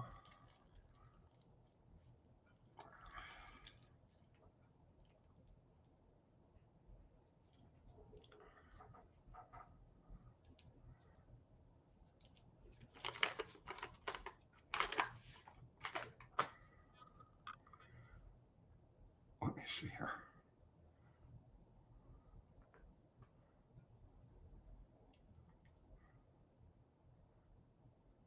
YouTube scientist, the NHTSA. I don't know what you mean. What you're talking about, YouTube scientist?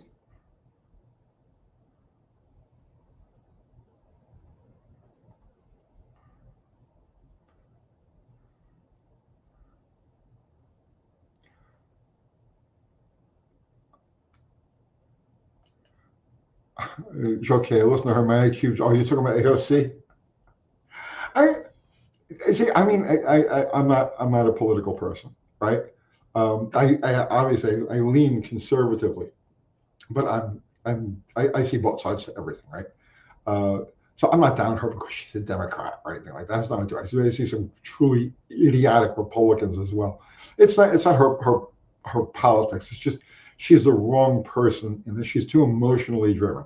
The government should not have emotionally driven people. Government should be filled with people who think logically and balanced. She's not logical or balanced. She's emotional, and she should not be in a position of authority. It's not just her. It's anybody and everybody.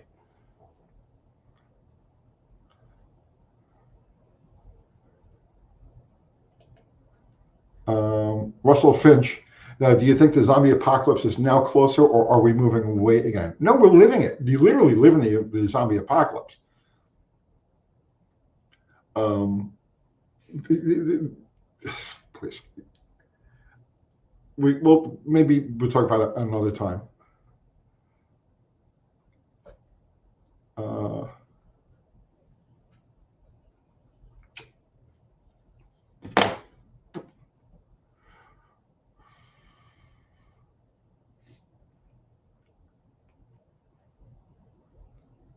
who said that there? Rocco was saying they're all just actors, puppets on a string, dancing to the global dollar. Well, it's not just that. The people who you see are frontmen, right? So whether it was Biden or Trump or any of these people, they're just frontmen. Okay, they're frontmen. It's like a band. Okay, so the lead singer is the front man. Okay, he's the face of the band, but there's this huge machine behind that face, right? The face is just the face is there to sell ideas, and that's it. The decisions they make aren't really their decisions. They have so whether it's Trump or Biden or pick a politician, doesn't make any difference. Once you get into that realm, okay, you're given a range to work within. Okay, they're only allowed to go within this range, and that's all of them. That's all of them. So the faces you see, the names that you see, the ones that everybody argues over, oh, this is the bad one. Oh, that's the bad one. That's all just nonsense. There's there's tens of thousands of people behind any administration that goes in there. And it's the collective of that administration that actually gets funneled down to the guy that you vote for. Um, so anytime I hear the whole, oh, Trump is doing this or Biden did that, I laugh at it because it's just the most ridiculous thing. It's the thousands of people behind, and I'm not even talking about ones that this is his cabinet. These are the people who he chose to came. No, those are the people he was allowed to choose to bring in there, and they're answering to a whole consortium of people that are off on that side. So no, it's all nonsense. It's a uniparty. It's a show. It's all bullshit. And you know what? Sit back and enjoy the show, and don't get involved in this silly political thing. It was so far beyond that.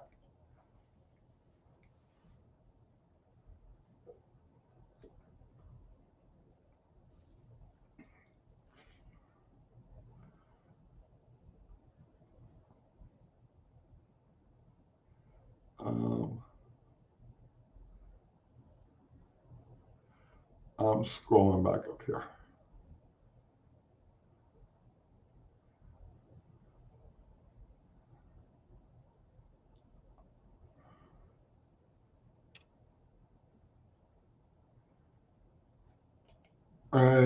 Fun with cars. Subject change. UTG. Do you think the emissions change make cars more affordable? I don't think. I can't see that. This is a show. Um, First off, if you're a manufacturer, okay, and let's say you're playing by these rules that okay, the government says you have to do this, or you don't have to do that, or this administration changed its mind, and so you're not going to have to do this, meet whatever standard it happens to be. You'd be foolish to go along with it because the next administration is going to say, "Oh no, we're reinstating all of that," and so now you've got to go back and do it all over again. So no, I don't think the emission changes is going to make anything more affordable or anything any easier. Um, no.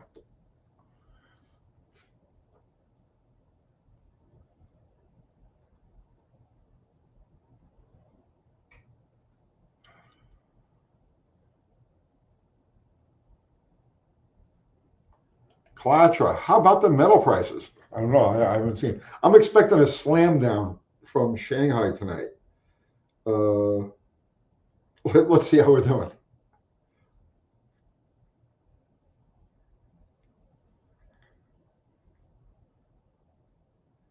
Uh,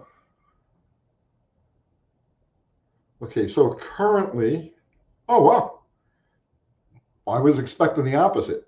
So right now, gold is up $30.75 to $4,326.27. Silver is up 83 cents, 1.34% at 62.65. I was expecting a shot right down into the 50s, but no, it gapped up at the open. Wow, interesting. Okay.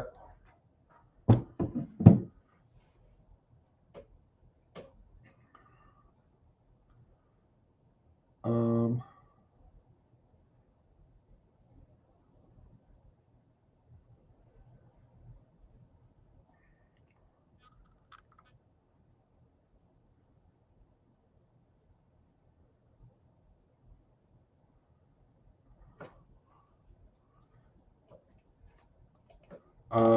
Jose Feebles, Tony, what do you think about the Japanese K cars that Trump wants to bring into the U.S.?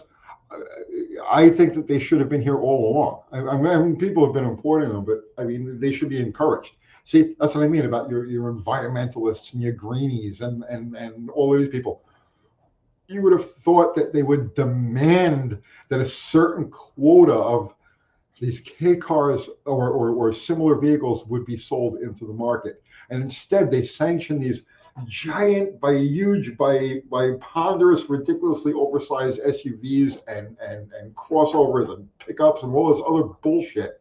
If it was real, if people really wanted to care, if they really cared about the environment, although I'm talking about the people that you represent, okay, if they really cared about the environment, if they really cared about saving the planet and so on and so forth, they would have mandated that half the freaking cars on the road would be the Japanese K car style of cars. So yeah, I think it's way overdue. I think it's way overdue.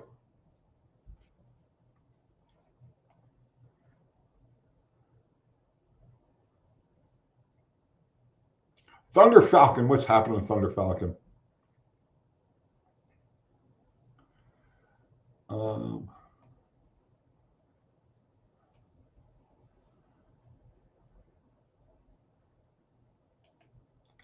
Oliver saying, actually, Tony, it's the U.S. automakers that have been stopping small light cars since the chicken tax.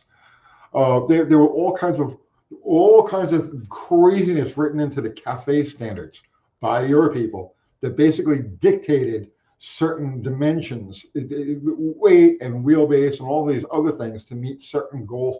However it was worded, I don't remember. It was all just so convoluted and ridiculous when I looked into it. It was like, I can't. This if I go any further, this is going to give me brain cancer. So I'm just going to unplug from it, right? So no, it was the automakers trying to comply with the rules, supposedly, that led to the situation that we have right now.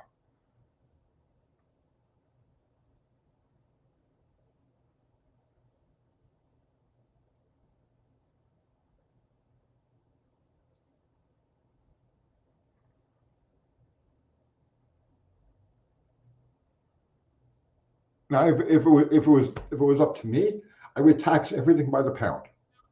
When you go to register something, I would tax it by the pound, right? However you work it out, a penny a pound, 2 cents a pound, 8 cents a pound, everything would be taxed by the pound. Forget about everything else. Forget about the value of it. Forget about no, flat across the board. You pay by the pound. That's how I would do it.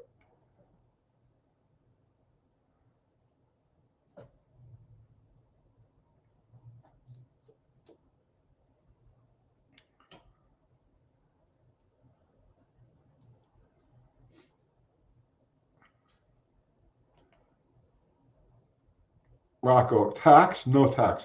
You do need a tax because the roads do have to be maintained.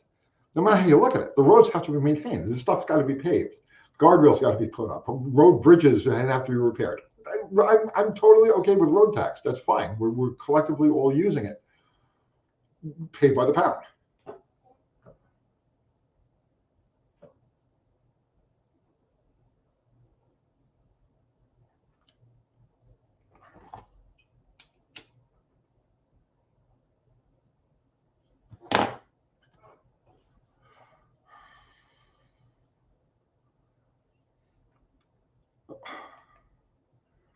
Territory. Tony, could you please buy a poster LV for the channel and ditch the minivan? Minivan's not going anywhere. I almost bought another one tonight because I figured, well, you know, if I have one and I'm going to rely on one, I have to have two. So I literally, right before I went on live tonight, I went to look at like a twin to the one that I just bought, just so I could buy it and put it on the side. So if I got to work on the one that I got to do the engine or transmission or whatever, I could just swap the plate onto its identical twin and send that down the road while I fix this one. So literally, right before I went on, I went to look at another one, but it had rust issues, and I don't want to do anything with a rust issue.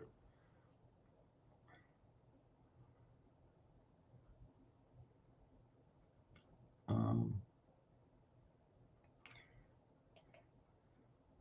Mexicans, I knew it. There will be a fleet of minivans very soon. No, there won't be a fleet of minivans, but Kathy uses it, right? And it's specifically for the dogs, specifically to go to these events and do it in comfort and stuff like that. So therefore, I consider it to be an essential tool, an essential part of the thing. And if I have one and I find it essential, I have to have two. So I'm looking for the same year, the same color, the same everything, so that I have, when one is down, I could just fix it at my leisure and put the other one in service.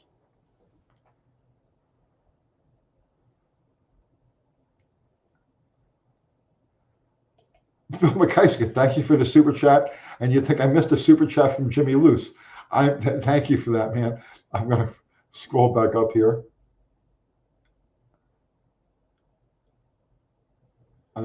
Super chat from Jimmy Luce. Oh, there you are. I'm so sorry, Jimmy. Uncle Tony, did aliens build the pyramids or not? I have a hard time believing people could do the math involved in construction 10,000 years ago. Depends what you consider to be aliens. And it consider see the time span and stuff. Things don't add up, right? Like from a not archaeological, from a architectural standpoint. From an architectural standpoint, things don't add up. And I'm not talking about just, oh, how did the pyramids, how did they move the blocks and stuff like that. Well, there's more to it than that. And even if you look at this country, okay, when you look at things like you look at buildings, towns, cities that were supposedly constructed in the 1800s, 1900s in remote areas, it's absurd. It doesn't make sense, right? The time it just doesn't add up. So I don't know who built the pyramids. I don't know who built the White City in Chicago. I don't know who built the 1890s World's Fair they had in Nebraska. Okay, I don't know who built any of these things. I just know that the story and the history, the accepted history, is not right. I know beyond a shadow of a doubt, just from applying common sense to the things that you could see in there and having a basic idea of geography. So I don't know who built what. I just know the official story ain't right.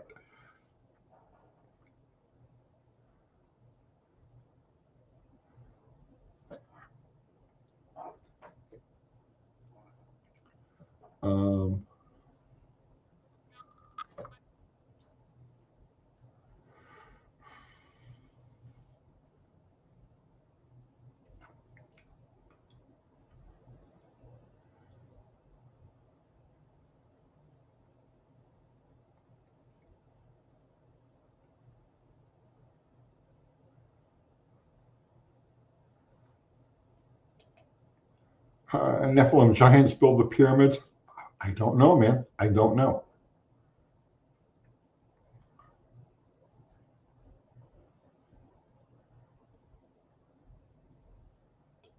Muscle, I believe there was giant people back then. Too much evidence there was. I agree. And not even back then. You don't even have to go that far back. You only have to look at buildings that are built in the last 300 years, 400 years, and you look at the scale of doorways, of windows, of door handle heights. You don't have to go very far back to find buildings that are completely out of scale for us, Right? I'm not saying that giants built them, but what I'm saying is it doesn't make sense that we built them, if that makes any sense.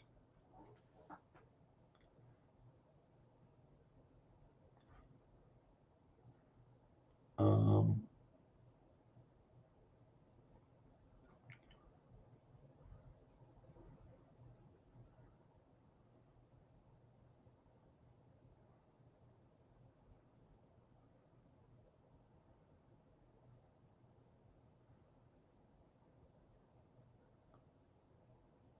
let's see, I'm scrolling back up here.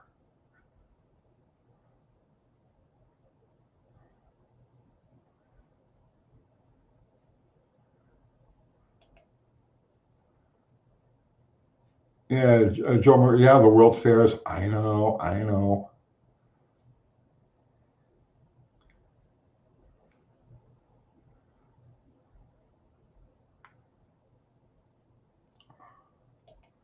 Robert Trio, the World Fair buildings are pretty incredible in scale, but you can see pictures of people building them prior to the fairs.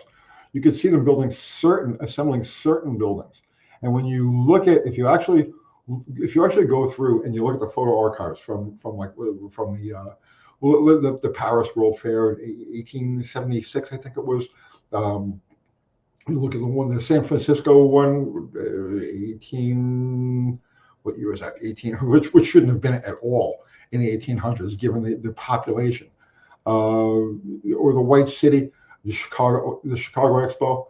Um, when you look at the actual close-up pictures of taken on the grounds, you can clearly see the difference between the buildings that were assembled during that 2 year period and the ones that were supposed to be built out of like paper mache and shit like that.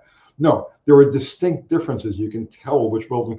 We actually had something like that here in Nashville, where you could see the buildings that were there, that were permanent structures, and the ones that they built around them for the fair.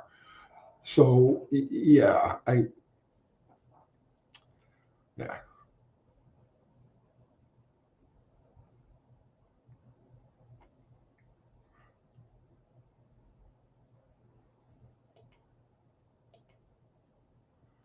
Every worker in those pre-1890 photos had a suit and a polo, and all the women were in Sunday dresses. Um,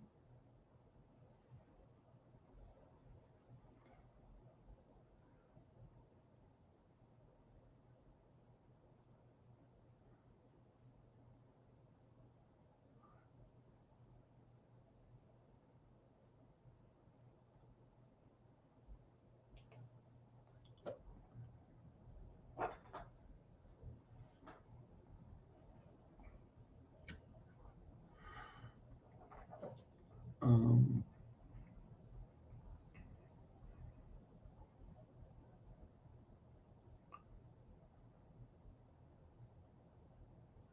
Nobody smiled in those old photos.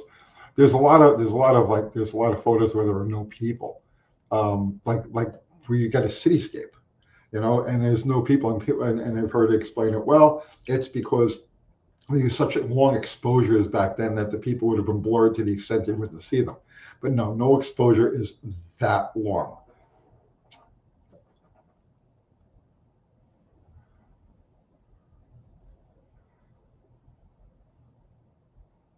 And then you want to talk about crazy stuff from the past.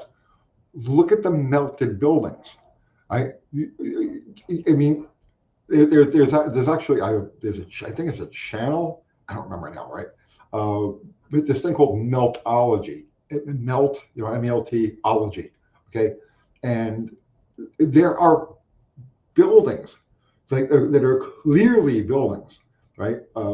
That kind of look like mountains, that look like hills, but they're clearly buildings. When you look into the details, you'll see pieces of brick, you'll see actually window arches, you'll see sections that aren't melted, and then you'll see other sections that are completely freaking melted.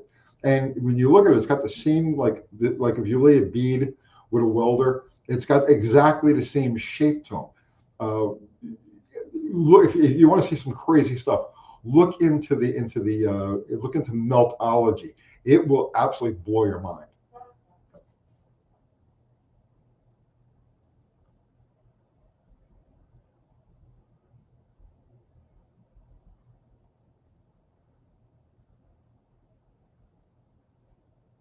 Oh, jeez.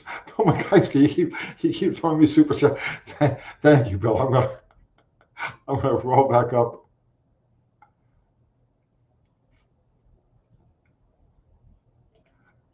Oscar. Okay, thank you for the super chat, Oscar. Steering question. After making a turn, the car wants to continue making the turn. New steering box and idler installed. Did wheel alignment too. Car wants to continue making the turn. New steering box and idler arm installed. So it was doing the same thing when you installed the steering box. You installed the steering box and the idle arm to get it to not do that, right? Did wheel alignment also. Um,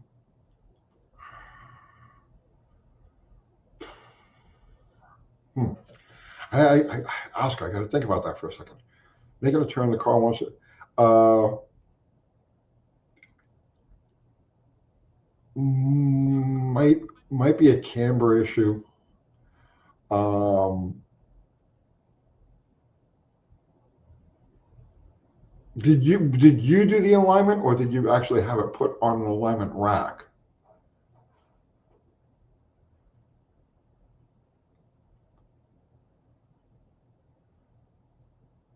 Um,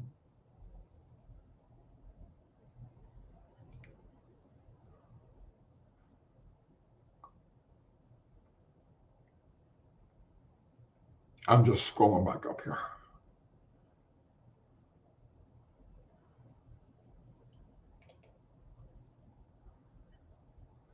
I'm looking for Oscar.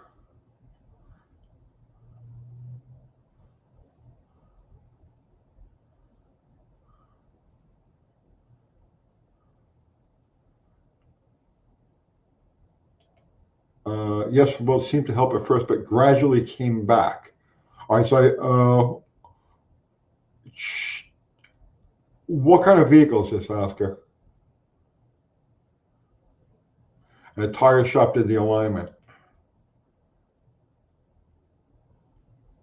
Um,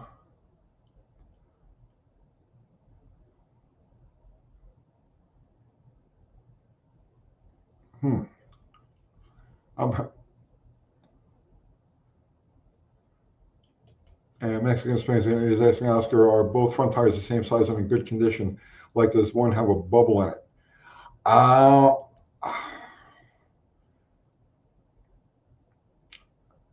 I don't know. We said a steering box, so it's not a rack.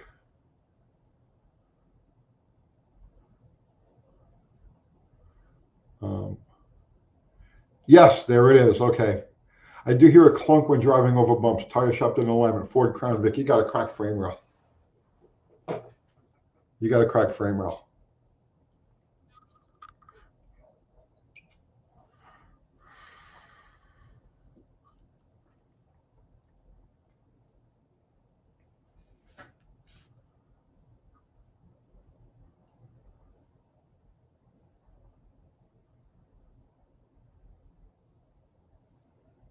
I've seen Oscar. I've seen stuff like that before, um, where it aligns right, but under certain loading, the frame rail will move a little bit. It would give like it doesn't have to be cracked. It could just be fatigued to the point that it's moving. You could have a crack someplace else in the structure that's allowing the frame rail to kink a little bit, and that'll do it. Once the weight settles, once the weight settles into the frame and it allows it to make that movement, it doesn't want to return. And that'll be exactly what you'll get. You'll get where you'll put it on an alignment rack and everything is fine and all the parts have been replaced, but then it'll still do that, or it'll wander, or you'll hit a bump and it'll start to steer itself. Um, yeah, I've seen that before.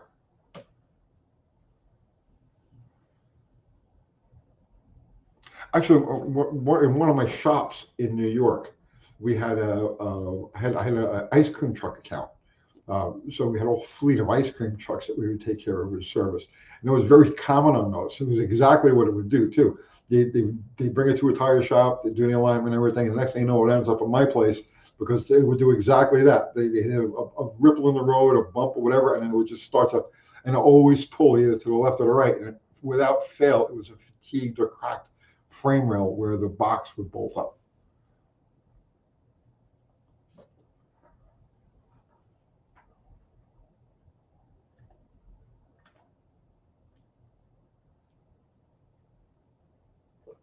Um,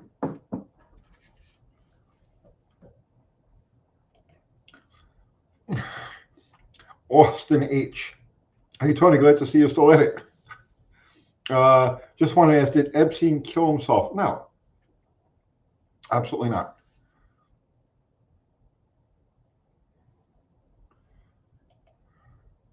YouTube scientist. Thank you, brother. I appreciate that. Uh, Tony, did you ever help yourself to ice cream in those trucks? Choco tacos. Oh, please. I used to take, anytime they would drop a truck off, there would be extra boxes of Choco tacos in there. And what was the other one?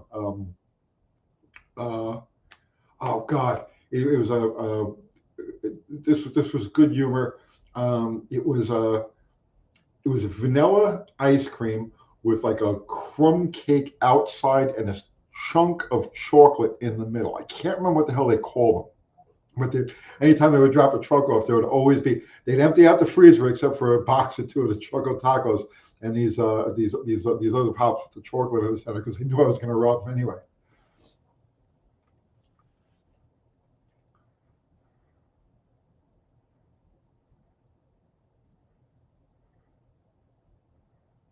Um,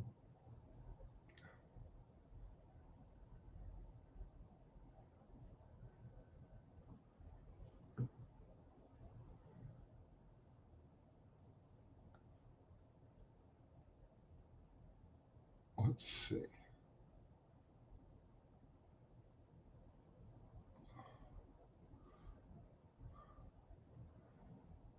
Uh, Joe Jose Feebles, Tony, you like Rotor Rangers? Not enough torque for me, man. I love torque. I'm a torque guy. Two found dead in his house. Whose house?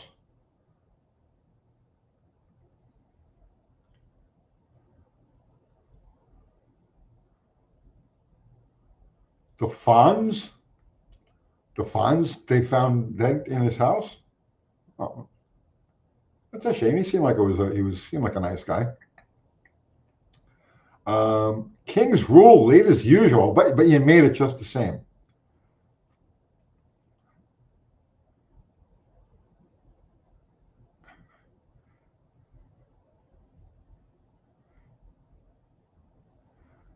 Uh,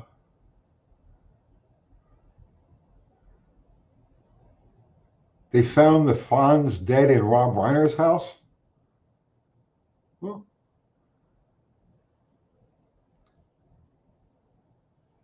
I don't know.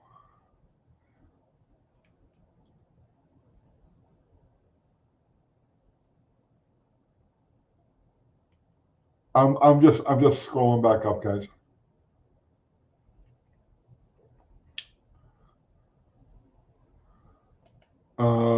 Elmo, corn or flour tortillas? Flour, bro. Flour.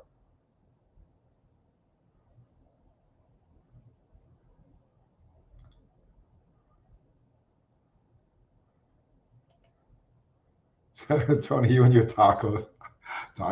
Dude, I love tacos.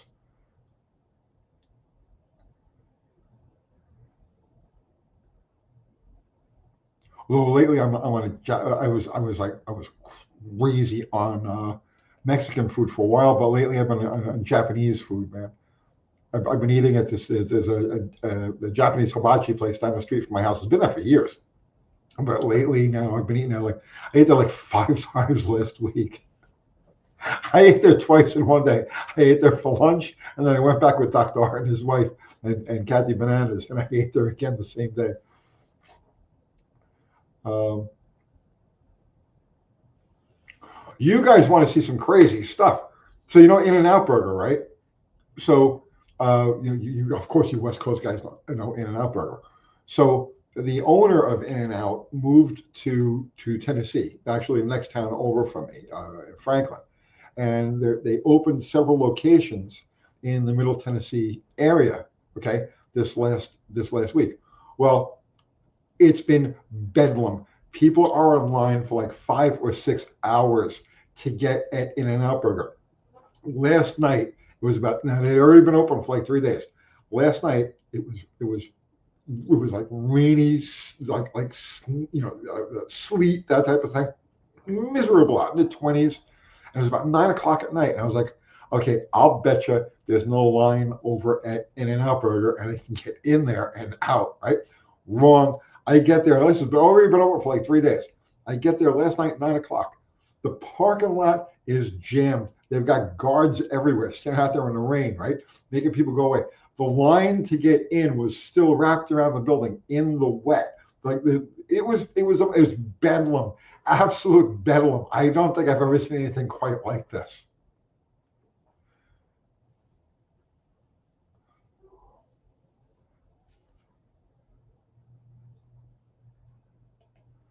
Kingsville, you'll love the In-N-Out double double. Well, I had it when I was in California, but I haven't been in California since. I mean, I haven't been in California in over 30 years.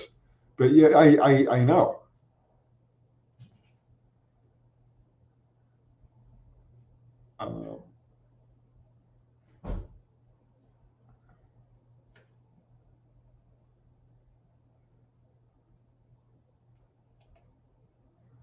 Uh, let the newness calm down. The food will be the same. I know. I just I got caught up. I got caught up in the In-N-Out Burger hype. So I wanted to just try it, and I ended up going to Whataburger, which sucks. I got to tell you, Whataburger is not good. But I needed a burger at that point last night, so I went to Whataburger.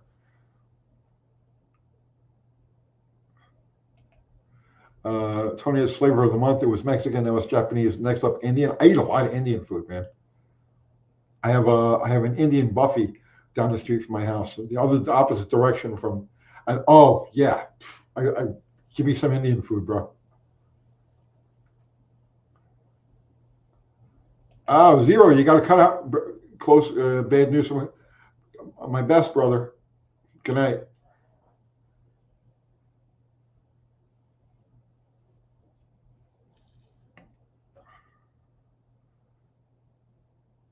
Um,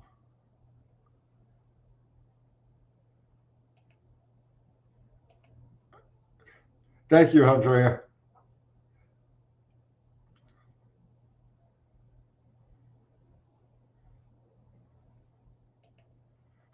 That's right. In-N-Out is the Trojan horse to turning tan blue.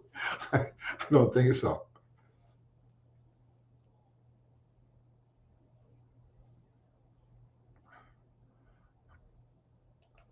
Olive. Also, Whataburger isn't what it used to be, but I think it's still pretty okay. I tell you what. You know what? You know Whataburger? What it reminded me of last night? Checkers. So Checkers used to be good, right? I remember when Checkers first came here, 20 years ago. Okay, and I've actually got a story. Well, save it for another time. The owner of Checkers, and a Hemi Dart and Ray Barton, but that's another story entirely. So when Checkers first moved here, it was good. They were delicious burgers, and they were cheap. And then over time, like they kept adding fat to this thing until finally, the last time I had a Checkers burger was a couple of years ago, and it was inedible. It was just fat, right? It kind of looked like meat, but it was fat. And I had that same basic taste from the Whataburger that I had last night. It was just yeah, not good, not good.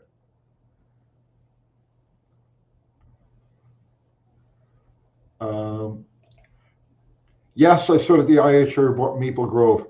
I don't think that's a good sign, to tell you the truth. Not that I have anything against the IHRA, but I think that Maple Grove under private ownership was more secure than being owned by the sanctioning body.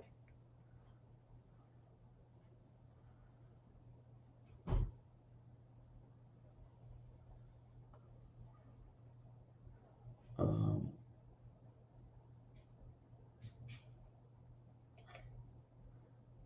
Tony can't get enough of the curry. They got a curry chicken there that's just off the chain. It's delicious.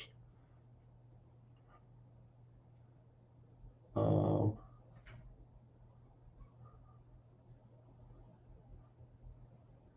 I'm just scrolling back up here.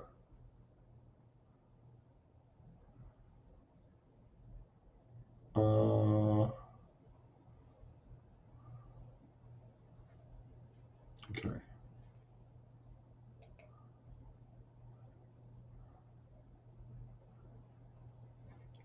Indians don't do hot rods. Everybody does hot rods. You go around the world, people everywhere, every culture has hot rods of one sort or another. Um,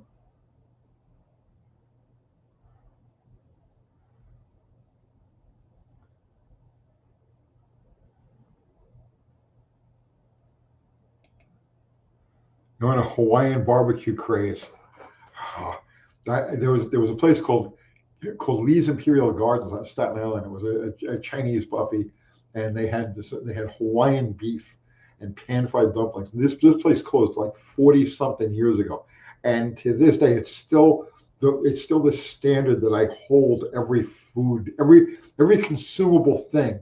Lee's Imperial Garden is the standard I hold it against. Hawaiian beef, man.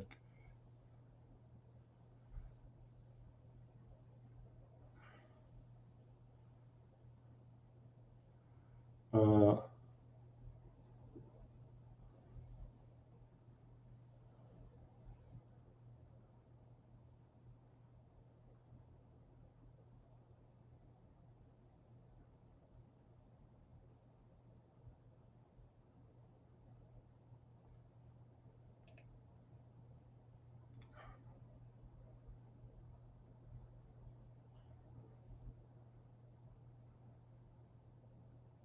Firefly did not start the foodie chat this time. Yeah, and now I'm hungry. Now I'm hungry. Um,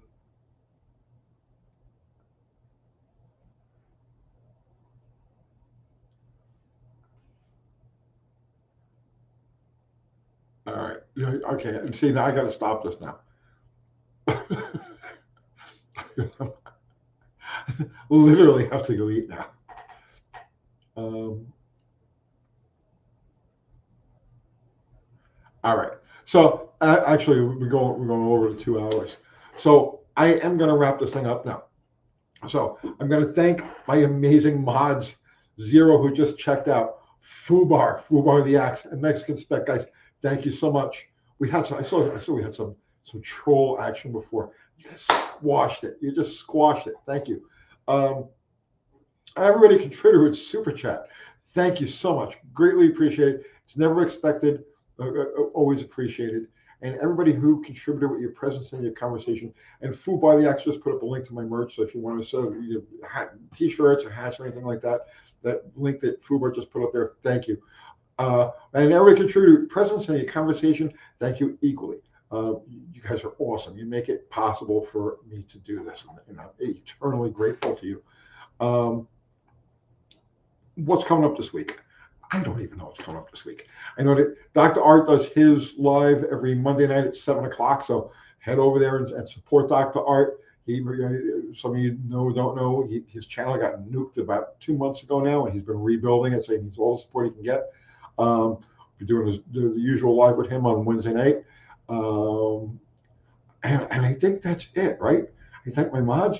I thank my super chats. I thank my regular orders.